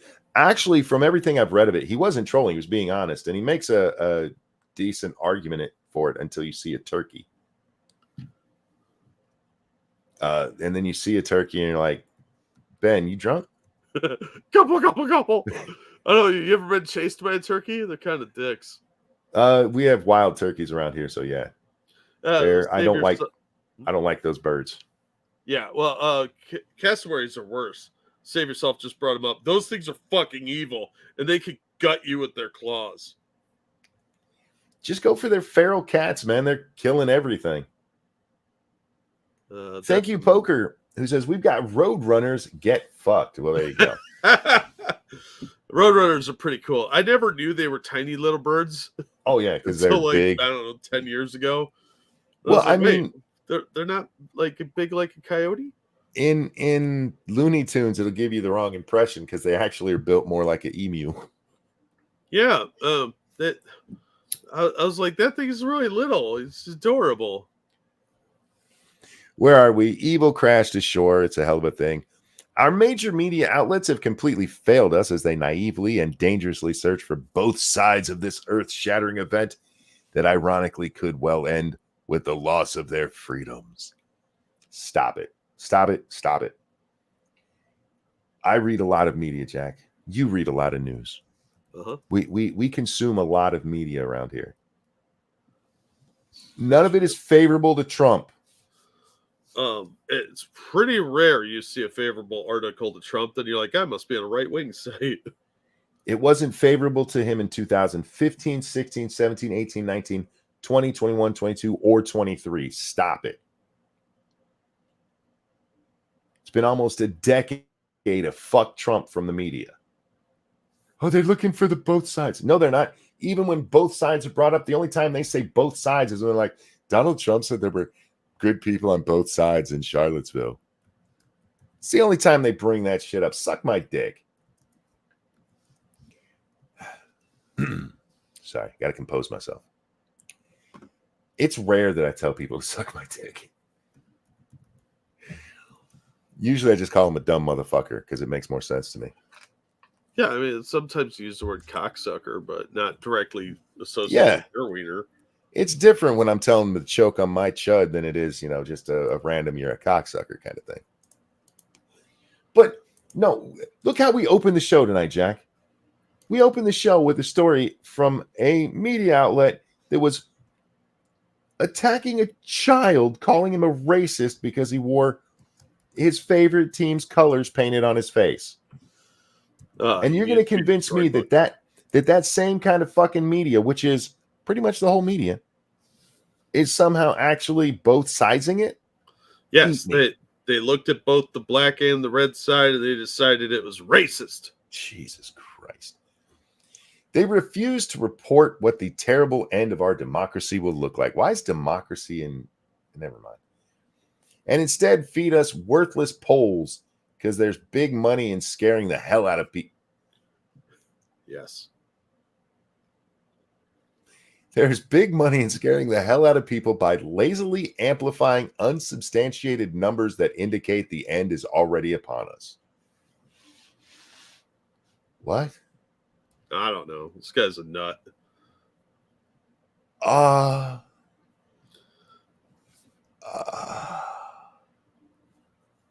right. So far, this dude has told us the democracy itself is ending, but it's those damned people in the media who are scaring people They're out there to scare people. The fuck are you talking about, dude? Just this morning, the New York Times is out with yet another front page poll dedicated to Biden's weakness among young voters.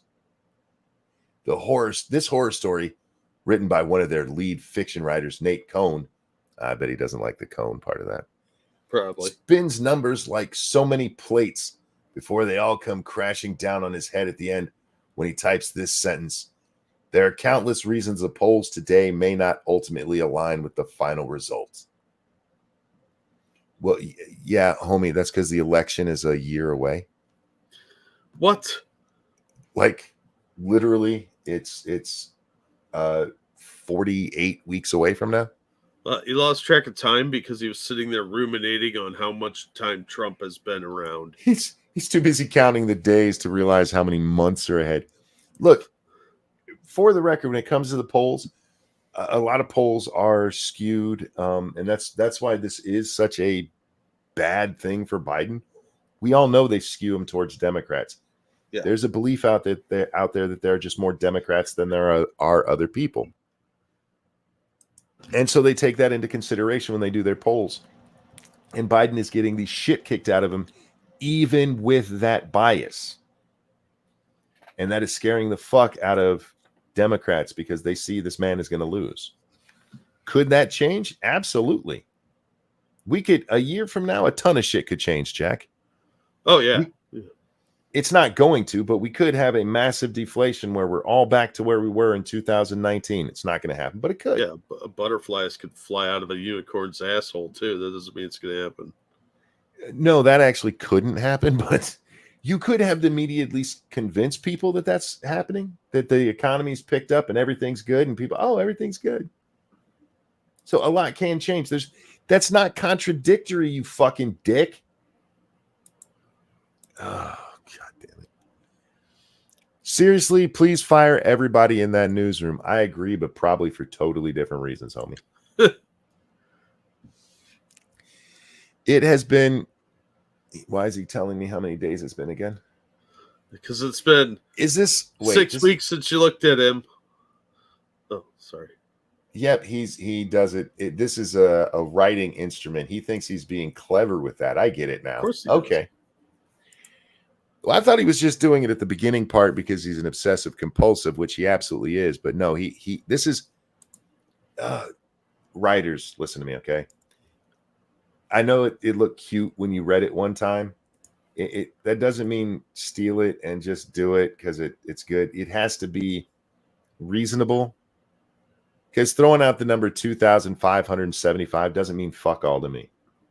No, it does to the Trump derangement weirdos, though.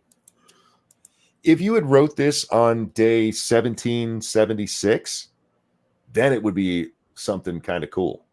Then you might be, pulling at my patriot strings. You know what I mean? Your colonialist strings, more like. 2575 doesn't mean fuck to me. It just means you're such an asshole you can't just say 7 years. That you're so hyperbolic you can't say 7 years. It's an alliteration. I'm smart. It's been 2,575 days since the United States of America cracked in two, and we have to know by now that nobody's coming to save us. Nobody needs to come to save us, shithead. We're fine. Merrick Garland's Justice Department, which should have been on the case of protecting our democracy the second after it was sworn into power, instead tied itself into knots and held itself hostage. Does this guy give any actual things that he's upset about specifically? His whole thing is about what he's upset about, but we're sane, and he's not. But specifics is all I'm asking for. He already told you Trump won, and that's what he's upset about. There will never be an adequate excuse for this history-making dereliction of duty. This guy should be on a watch list. Yeah, right? He's probably just going to get a job at the DNC. Either Garland was listening to some sinister force ringing in his ear, or he somehow didn't understand that there needed to be swift and resounding response to Trump's bloody Fuck you. Trump's bloody coup attempt. Trump's bloody coup attempt. Uh-huh. Yeah. The one. Ensuring that it could never ever happen again. Well, here's the thing, dude.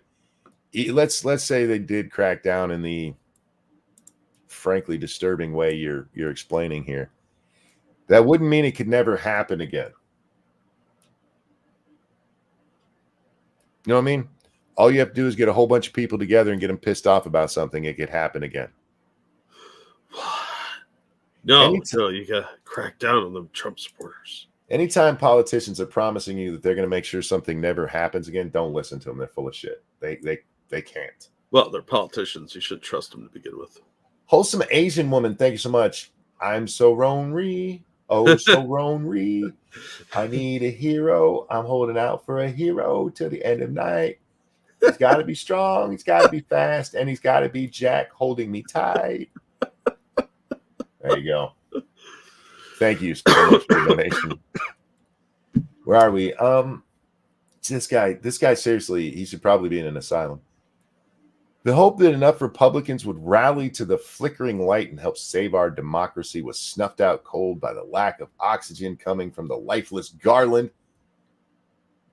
who criminally said and did nothing about the January 6th attack on our country for more than a year. Well, eventually, even this minority of aimless Republicans who were stumbling towards doing the right thing were forced to abandon hope that our Attorney General would awaken. They weren't. The Republicans were waiting for the AG? Yes, apparently. Does he mean Cheney and Adam? I shit myself, dude. Maybe. Cryface. What's his name? Zillinger. You know what I'm talking about, right? The other Republican on the January 6th committee. Oh, shit. I can't think of his name now. Neither can I. Anyway, where are we? The Attorney General awakened from his self-imposed stupor and have their back and surrendered themselves to the dark forces. It's not Kissinger. It's something else. Kissinger. It's Adam Kissinger, isn't it? There's a Z in there. Kissinger. I don't know. It's Adam something, right? Yeah, it's definitely Adam something. I just can't remember. All I can see right now is him crying. His cry face is fucking wonderful. Yeah, it's Kinzinger. Kinzinger. Something like that. All right. They bent over, picked up their tyrannical torches, and explained away their brief alliance to our democracy to anybody who would listen on the right-wing propaganda channels. Oh. Today, the fire rages out of control and is once again being eagerly fanned by the odious thug who brags of manhandling women, attempted a coup after losing an election by more than 7 million votes, calls our military suckers and losers, and is facing 91 felony counts for all manner of crimes. One of which was tweeting, by the way. Yeah, like actually real criminal. At least 2 of those were just for tweeting. Monster. Yeah, and this is one of those people. I mean, you can read it in that thing where he called our military suckers and losers. He called John McCain a loser. And they've the way he said it was dickish, but he was being a dick to John McCain, and they've tried to make that he hated the military. Your boy was checking his watch to see when he could get away from the dead people. He got killed. Yeah.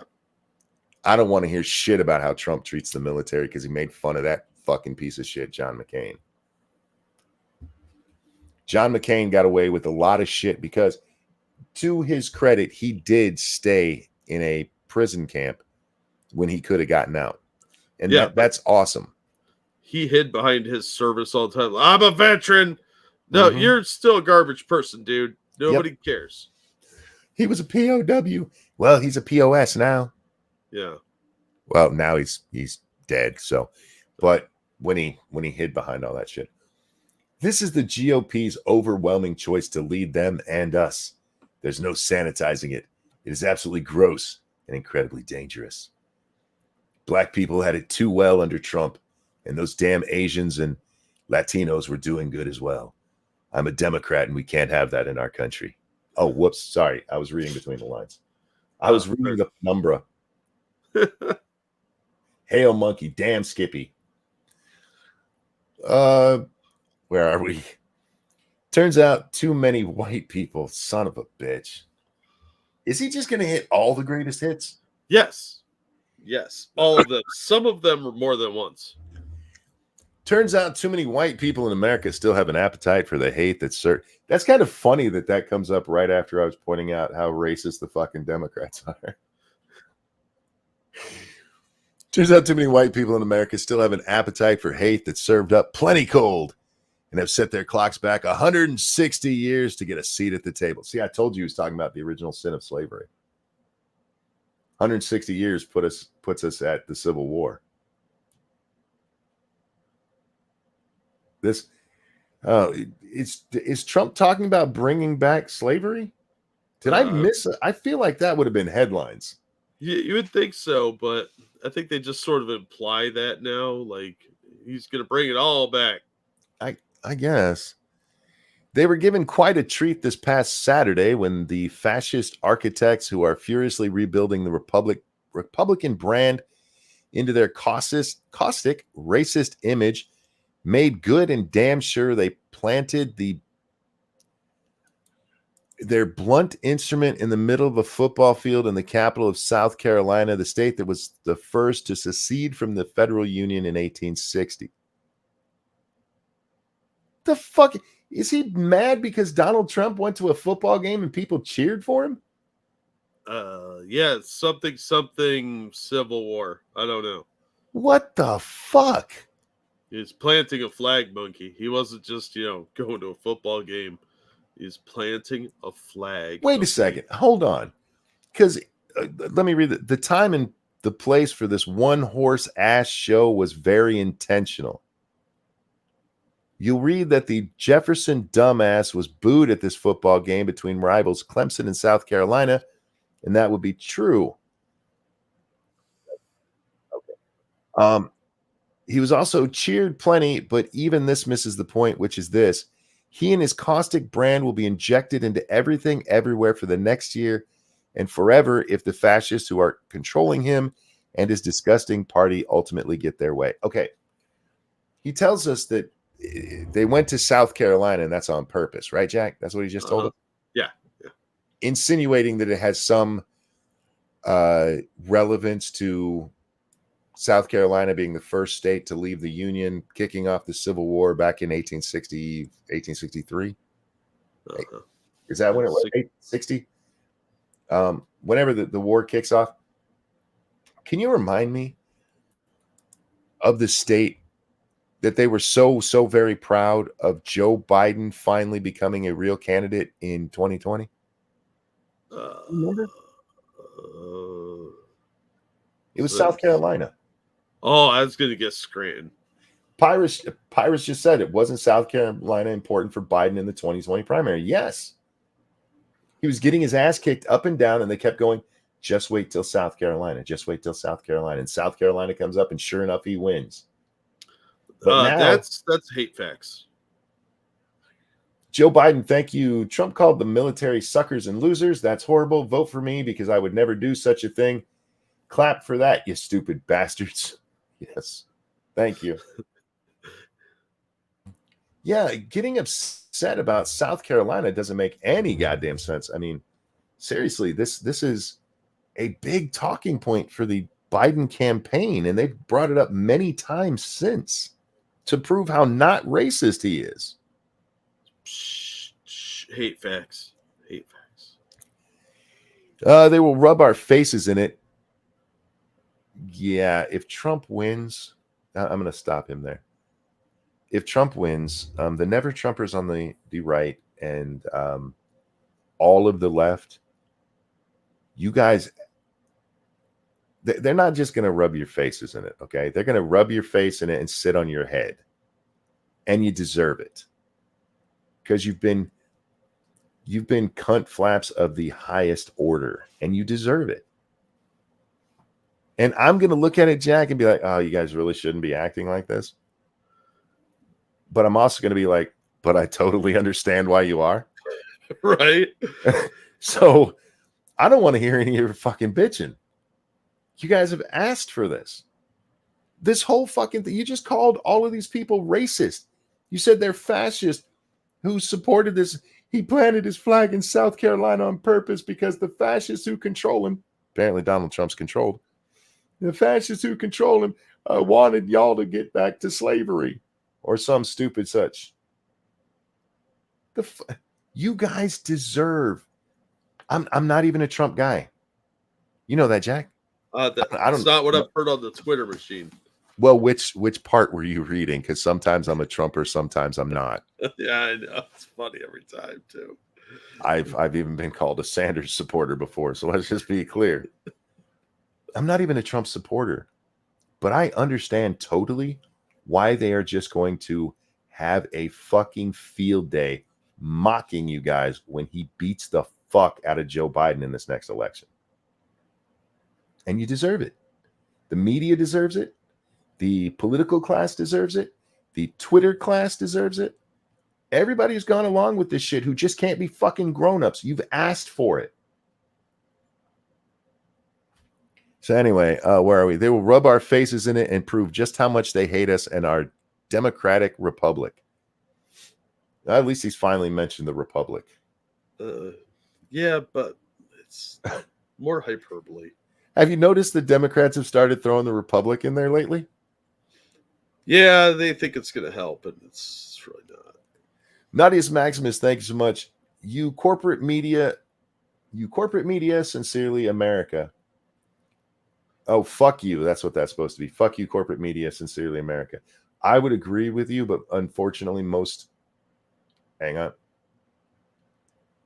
I would agree with you, Nadius, but most Americans actually still support the corporate media and think they are the gold standard for reasons I can't explain. Yeah. And by racist chief fan, thank you again.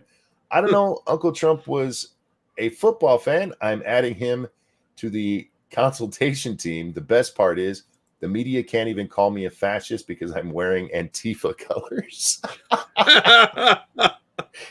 Fair point. Fair point indeed. Where are we with this fucking retard? How much more is this? Okay, we're almost done. It was South Carolina Saturday night where its seniors senator, the sniveling coward Lindsey Graham, well, at least we agree on one thing. Yeah, right. Once typed, if we nominate Trump, we will get destroyed and we will deserve it. Yeah, people say things. It was a campaign. Remember that, Jack? It was a campaign. It was a debate. Your president, he's our president too, but the one this guy clearly likes more, was called a racist by his running mate, fucker. Repeatedly, by the way. Yeah. Graham made good and damn sure to stay out of the way of his orange master during the football game. What was he supposed to do? Tackle him? Yes, he was supposed to stop him from fascism. Which means he was still somewhere in the vicinity of Trump's 2-ton ass scooping up the never-ending dung. This guy needs help. It turns out it was way easier than we thought for pathetic men like Graham to fall to their knees and rub their own noses in their stink. He made a poopy joke. So your president nominated or took as his running mate the woman who called him a racist. And he needed the Easter Bunny to tell him where to go. He's probably literally rubbed his nose in his own stink. Anyway, they are weak little men, and ultimately the reason why I believe good will prevail. But you said nobody was saving us. I believe good will prevail, and Democrats will once again save our democracy in 2024. We are stronger, we are braver, and we've shown... Homie, you've been whining about the last 7 years, even though for 3 of those, Donald Trump hasn't had any power at all. Look, None. Monkey, you have a lot of these hate fact things, and I'm just gonna have to ask you to get all the way off of them right now. And if that corporate media that both sides it is to be believed, what little Donald Trump did do was a complete failure in elections. So what are you talking? You are a whiny little bitch, is what you are. We still believe in our country, warts and all. Yes, it's been 2,575 days since the United States cracked in two, but worry as we might, we know for sure that nobody's coming to save us or our country. We must do that ourselves. And there's great strength in the crystal clear clarity that comes with knowing that. That part right there is probably the most disturbing.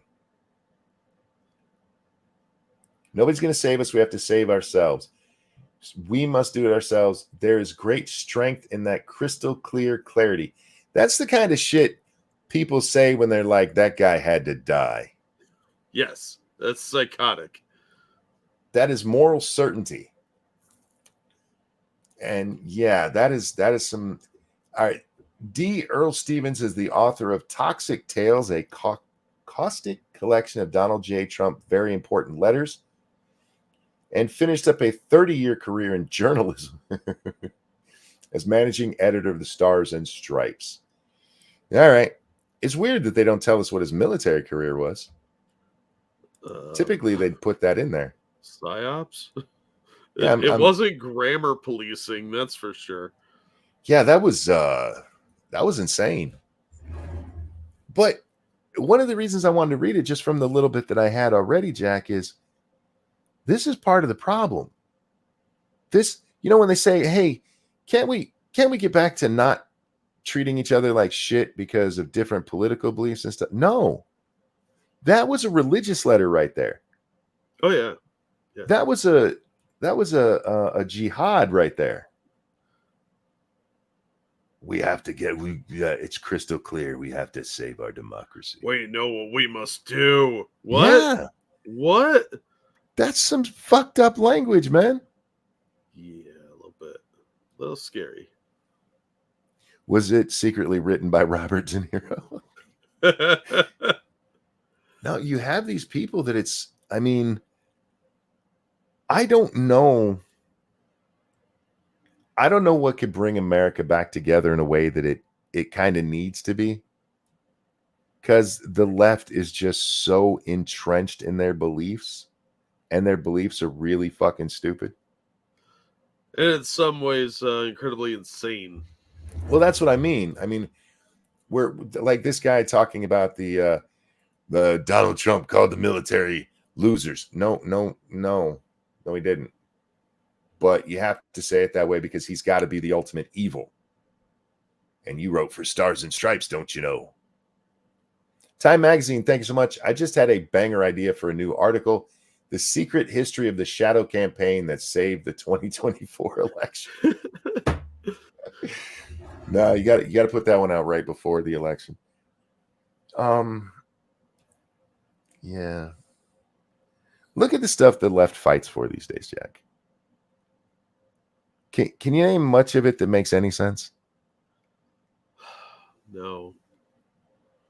They're fighting for green energy, which in theory makes sense. In practice, we're not even at a point where we could do it, but they want to force it through. I bring this up because it's happening in my state, right? They're going to force this shit on people, cause all kinds of suffering before it's over, instead of, our ability to use wind and solar has gotten a lot better in the last decade. Let it continue to grow until it's at a place where it is usable. They're like, no, we got to kill grandma. That bitch got me a sweater for Christmas again.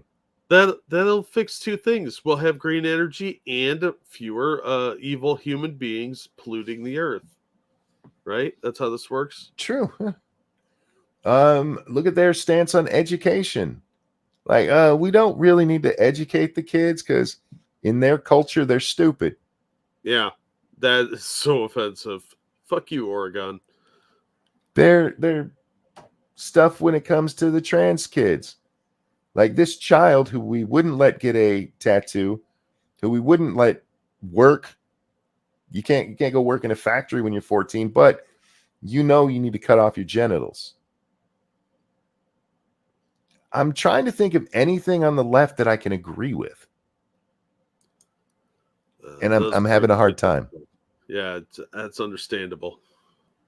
And it's not minor things like, hey, maybe we should spend a little more or less money on Medicaid. That's an argument you can have. Children should cut off their titties is not an argument we should ever even be having. Anyway, I don't know, Jack. I don't know what this world is coming to. I'm just an old man yelling at the sky. I hear you. So with that, we are going to wrap up. Is there any of the other ones you wanted to go over?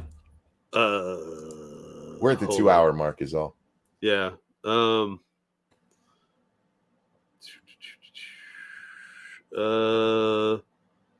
Did you hear about what the mayor said in New York?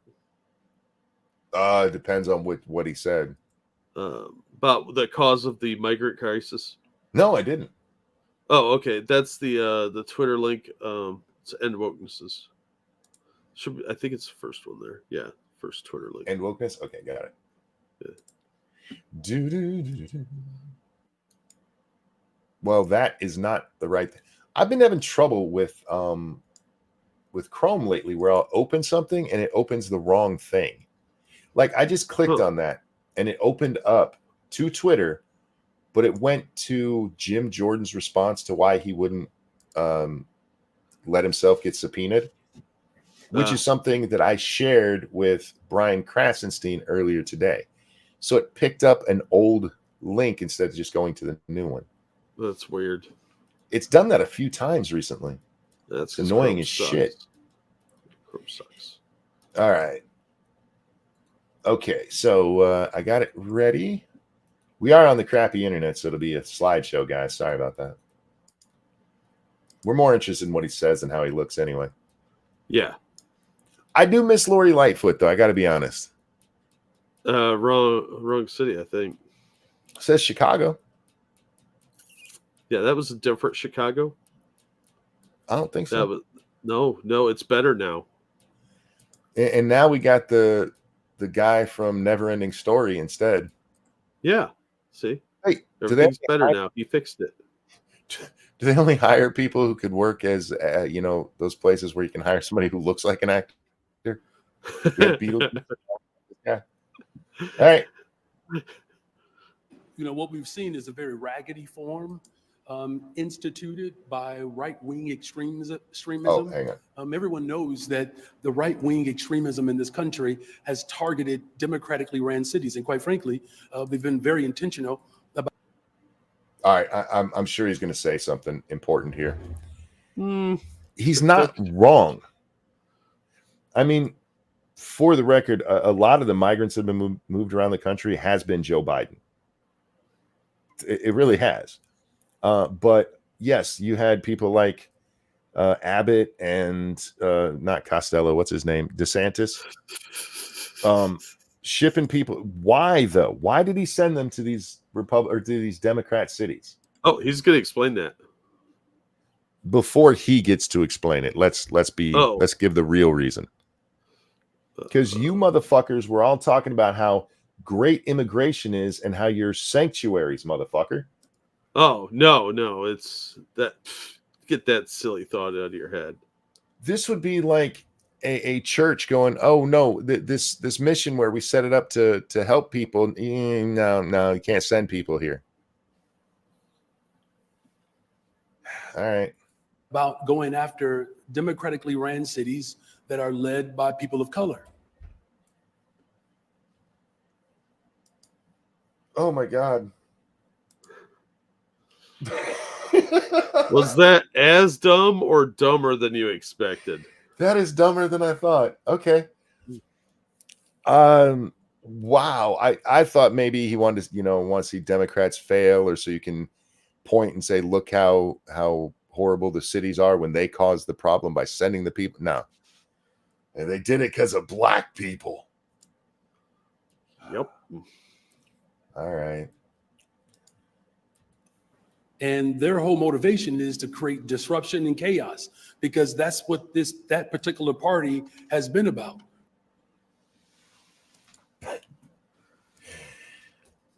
They sent you what you said you wanted. Because they're full of hate. Mr. Johnson, you ever heard the saying, be careful what you wish for? Ever heard that? Have somebody intelligent explain it to you.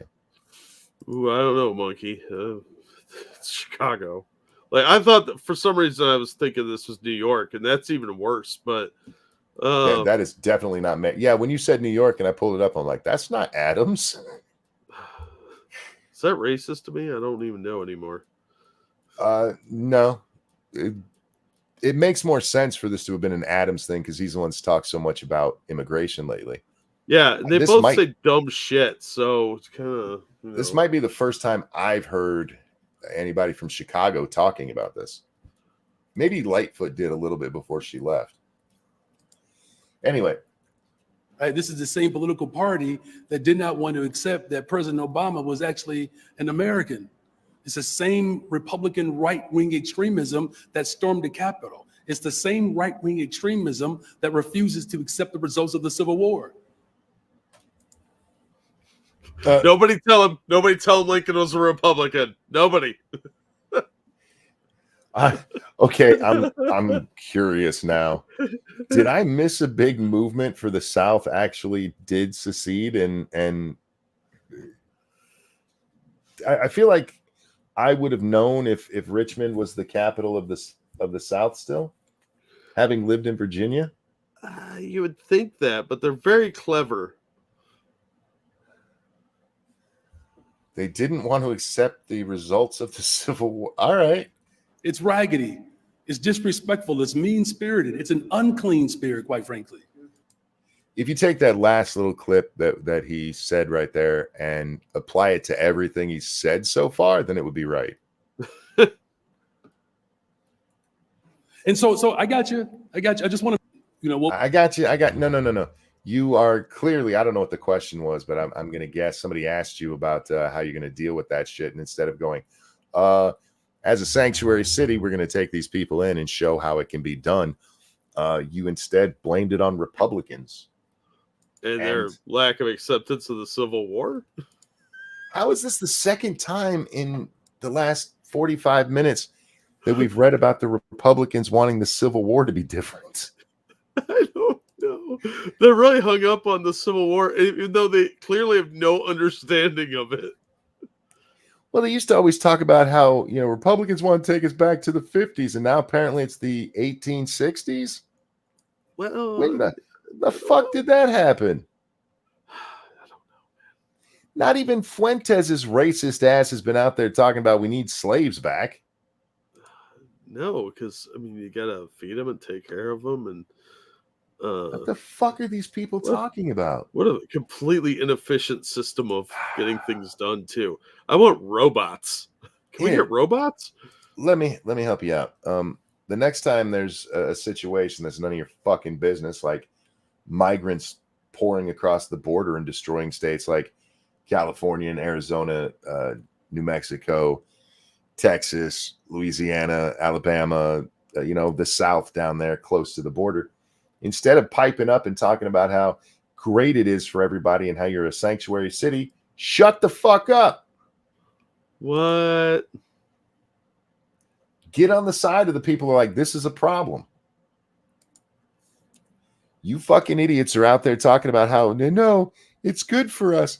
How else am I going to get a babysitter? You're the fucking problem. And now it's on your doorstep and you don't like it. They gave you what you were asking for. Just saying. PLM activist John Sullivan, thank you. Hang on, I'm going to have to bring this one up over here. Yeah, is that the guy that just recently got his sentence for January 6th, John Sullivan? I think so. BLM activist John Sullivan, thank you so very much. Hey, now I attacked the Capitol too. Can't believe this guy forgot about me. He must be a racist right winger. Yeah, he totally is. Don't forget there were the BLM riots, and not even just on the January 6th, where there actually was one among them, proven. But we had the riots outside the Capitol, outside the White House, even outside the White House. They burned down the guard shack. Hate fact. What do you think happens if those people make it through the gate? What do you think happens to the White House? You think they just go in and take pictures and get a selfie with the guards? If that's code for setting fires and hitting people, yes. Yeah. That wouldn't have been an insurrection, though. That would have been No. that would have been necessary. People need to get to the streets because a drug addict died. Yeah, they were just there for the bread, Monkey. Just for the that's why they were stealing Gucci purses. Yeah, there was bread in them. No. You see what you do? It's kind of like the old food stamp scam. People would sell their food stamps for like 70 cents on the dollar, and then they could go buy things that they wanted. So what they do is that you go steal 70 Gucci purses, and that's worth like $14, and you can get like 6 loaves of bread back then. Oh yeah. And some bologna to go on it for the kids. Instead of just that, because everybody knows if you steal bread, you're gonna get more time, right?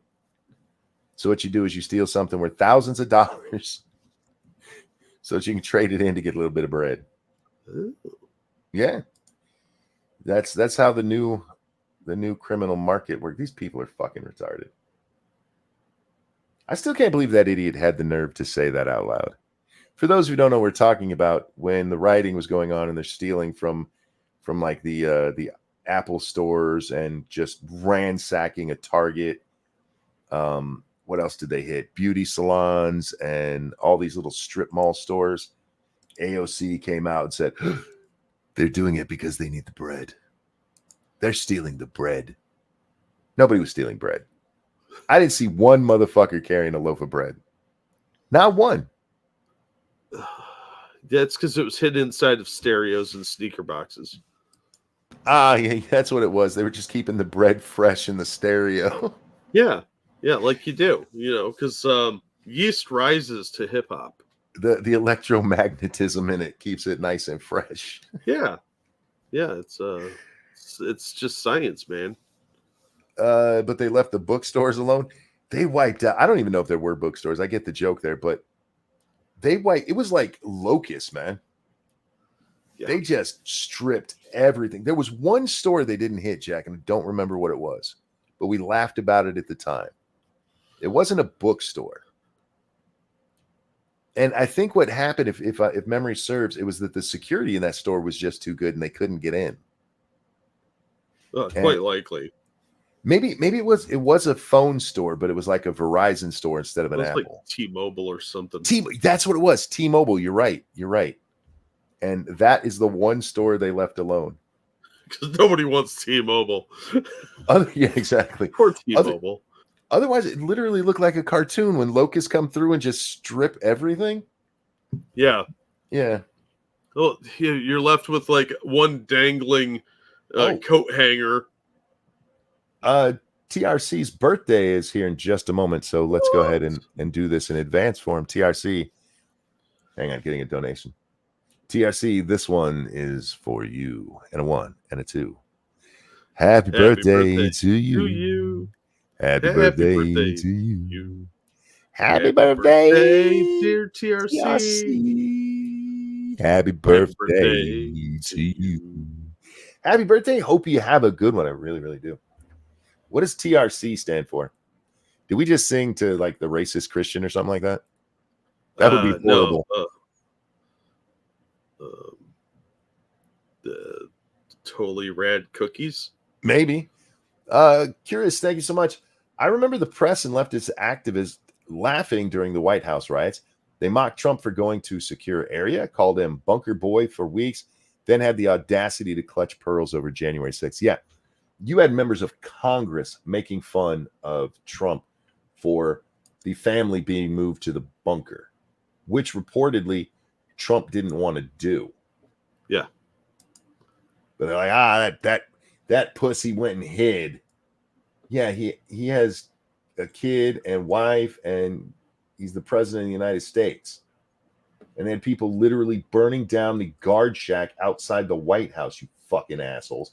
And then they had the nerve to go hiding on January 6th. Like, I can't believe how dangerous everything was. TRC says it's his initials. Gotcha. Okay. Russell Dixon, thank you. Advance the flag of Dixie. Hurrah, hurrah. For Dixieland, we take our stand and live or die for Dixie. I'm not gonna sing that properly. That is a song, right? Yeah, it's Dixieland. Oh, yeah. For me, Dixieland is Dixieland Delight by Alabama. Oh, okay. Like, I don't even know how to respond to that. That's a good song. Mm. Going down backwoods, Tennessee byway. One arm on the way. It's a good song, man. Good song. You know what's weird to me?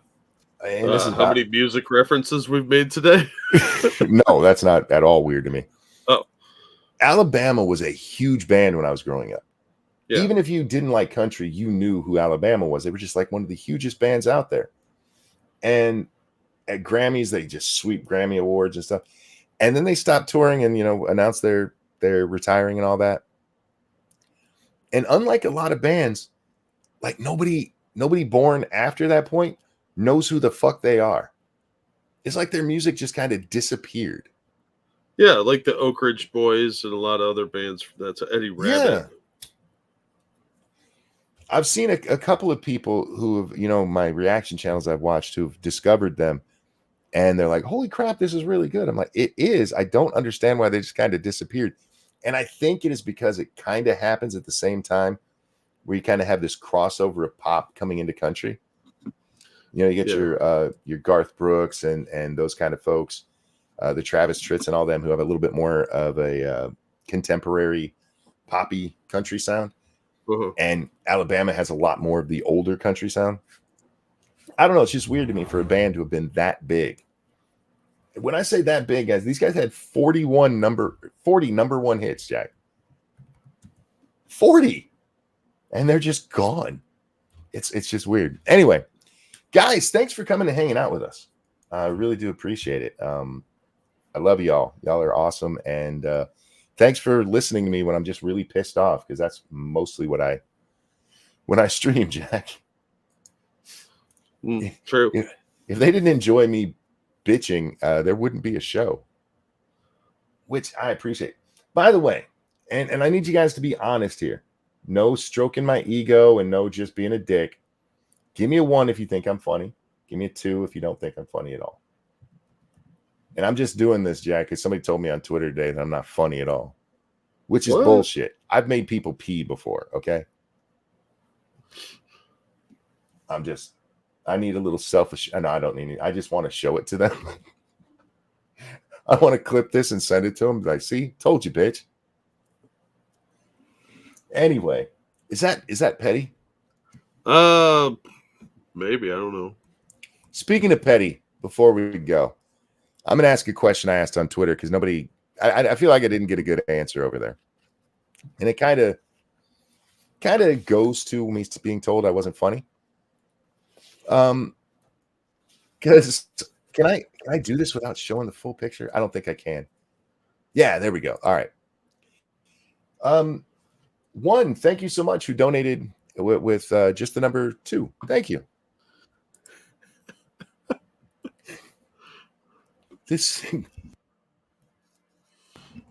We have a woman here. Hang on, I got to go even further in. There we go, because I don't want you to see my question. I don't want you to see my question. So this was posted. I don't know where this is from. I'm pretty sure it's rather old, but still. This person says, all right, so full disclosure now, I'm in a relationship with, swipe left if you're over 1 hour away from Fulda, Minnesota, or if you're a far-right Trump supporter. All right, so full disclosure, I am in a relationship with a man for 16 years, and we have 3 kids together. We've recently decided to try and open up the relationship, so I'm looking for a man or a woman who's comfortable with that, but would also like to go and have fun and do all the dating stuff. If you're local and interested, hit me up. And if you click on it, it's disturbing how her teeth jump out at you. They I'm gonna have nightmares. I'm not gonna lie to you. Can I make that even bigger? Let's see. I think it was bigger this way. Yeah, there we go. I have a serious question. Okay, let's say theoretically you have a beaver fetish, right? But you're also a far right Trump supporter, and you're like, I really want to bang Toothy here. Is it okay to lie to her about being a Trump supporter and bang her?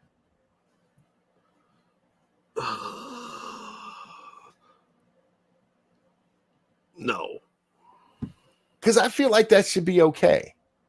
That should be. Well, she doesn't value marriage vows. I guess honesty is not important. I feel like, I mean, and frankly, I think at the end of it, you should, by the way, Trump 24. You know what I mean? I have a feeling she has Trump's name as a tramp stamp. So Mando says it's bestiality. Probably. You're probably right. Most people are saying yes. I see one no there. I just don't. I feel like it should be okay. I don't think lying to somebody for sex is a good thing to do, but I also don't think it's like, you know, the worst thing to do. It's not the ultimate sin or anything. If they're easily deceived like that, it's kind of on them anyway for being a dirty hoe. Well, even before you get to that, you know, don't people lie to each other at the beginning of relationships anyway?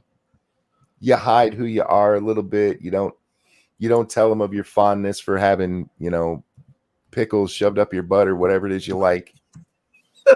You slowly let that kind of stuff out, right? So relationships are kind of always built on lies, aren't they? I think people are selective with what they reveal. Yes. Here, okay. Women out there, how many of you have ever said women don't fart? We all know you do, but women, when you get with them, no, I don't fart. Like, your burps must suck. Which, by the way, I knew somebody who, that's a real problem. Did you know that? That there's a disease that causes your bowels to back up into your stomach. Ew. And you literally fart out your mouth. Ew. Yeah. I knew somebody married to that for a while. Yeah. Women don't fart. Bullshit. They have unicorns that escape their ass. But I feel like everybody lies a little bit anyway. So lying to Toothy McTooth there, so you could bang it because you really think, you know, beavers are hot or whatever it is. You know, you were a kid and you heard the term beaver and it's just stuck in your head. And so you've always wanted to bang a beaver, but you're not a degenerate. So you don't, you know, dress in a furry costume. And she pops into your life. But you really like Donald Trump and pickles up your butt. And so when you talk, you're like, oh, yeah, no, I don't like Trump or pickles. I've never even tasted a pickle. You know what I mean? Well, you don't put them in your mouth afterward. I don't know where you put them. I don't know. I don't know how pickles up your butt came to be a thing, but it now is. I blame Guntherette. Guntherrette's kind of a bitch. Well, she's a geometrist, so in the She's Amish community. Oh God. I just feel I am funny. I don't care what people say. My wife tells me I'm not funny all the time, and we both know she's wrong. Yeah, she's just trying to keep you from being awesome. She tries to keep my ego in check, and after all these years, it feels like she's finally learned it's not going to work. Just go with it. You've broken her. finally broke her in, man. Oh, poor lady monkey. Satan's cucumber. You don't want to use a cucumber. You want a pickle because it's in that vinegar, so it's kind of like a douche and it'll clean you out. Yeah, that's Satan's cucumbers, the pickle. By the way, please do not take any kind of butt advice from me. Yeah, you know, if there is somebody that sticks pickles up their butt when they fart it out, do they yell, "Pickle Rick"? I'm Pickle Rick. Oh, God, I hope not. I don't even want to know how they get it out and the particulars of that. Did you see that story about that guy who got busted? he was going into jail and they caught him with a handgun up his ass? No, but he's probably has to wear adult diapers now because holy shit. How much does your gaping asshole gape? That is dedication to the Second Amendment right there. Anal play, quite honestly. He shoved a handgun up his ass. Was it all in one piece, or? As far as I know, yeah. It didn't. I didn't read the story, so I don't know if he had like a loaded magazine or a magazine next to it. I'm not sure how he did it. I just read it, and he shoved a gun up his butt.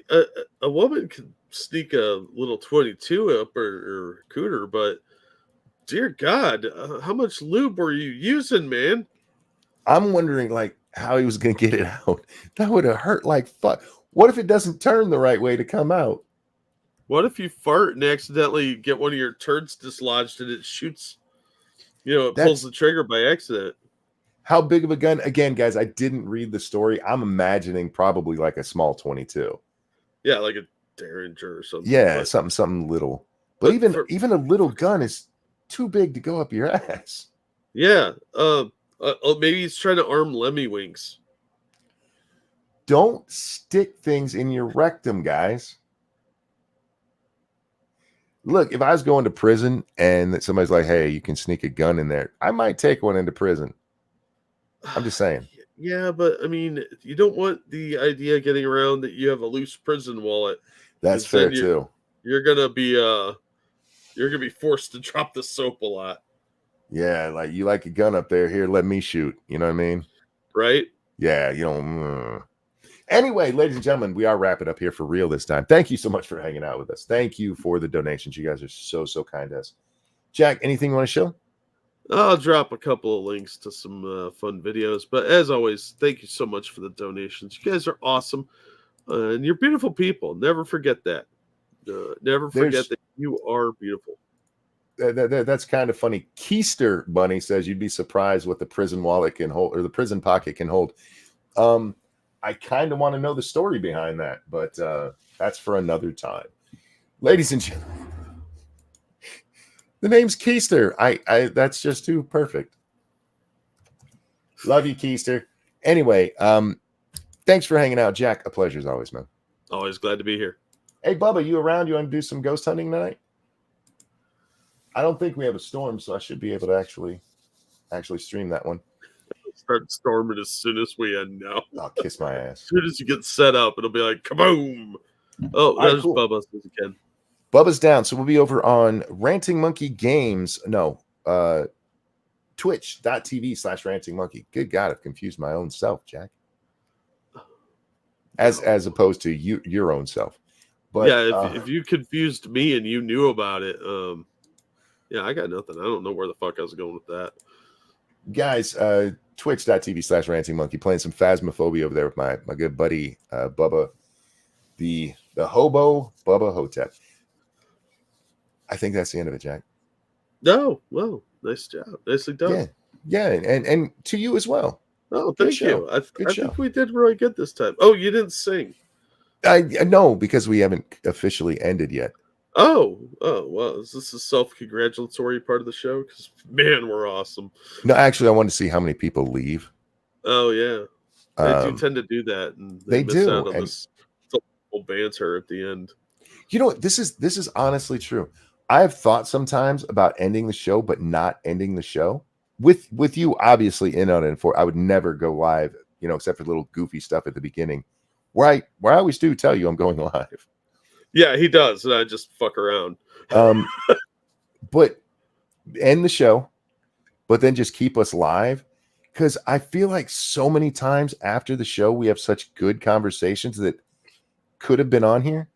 Yeah, that's why I said we should immediately do like an after party segment on Rumble, because half the time it's shit we can't say on YouTube.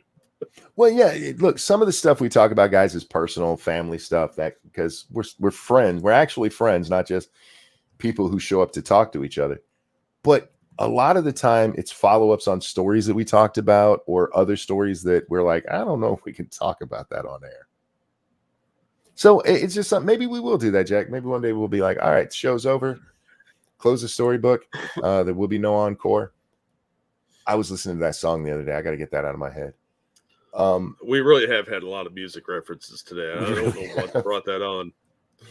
But yeah, maybe one day we'll do that. We'll be like, all right, guys, the show proper is done, and we're just going to go chat over on Rumble. So we'll see what happens, but not tonight, because tonight I'm going to go play some video games. Thank you guys for joining us, Jack.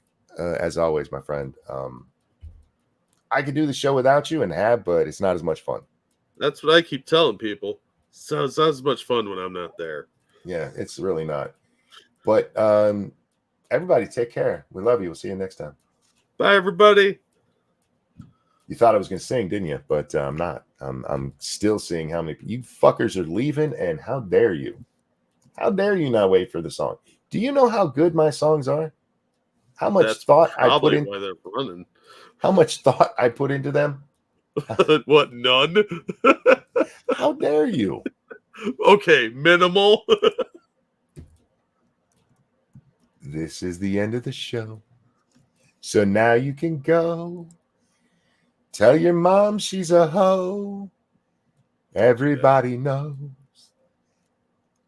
her gaping hole. Bye. Oh my God, though.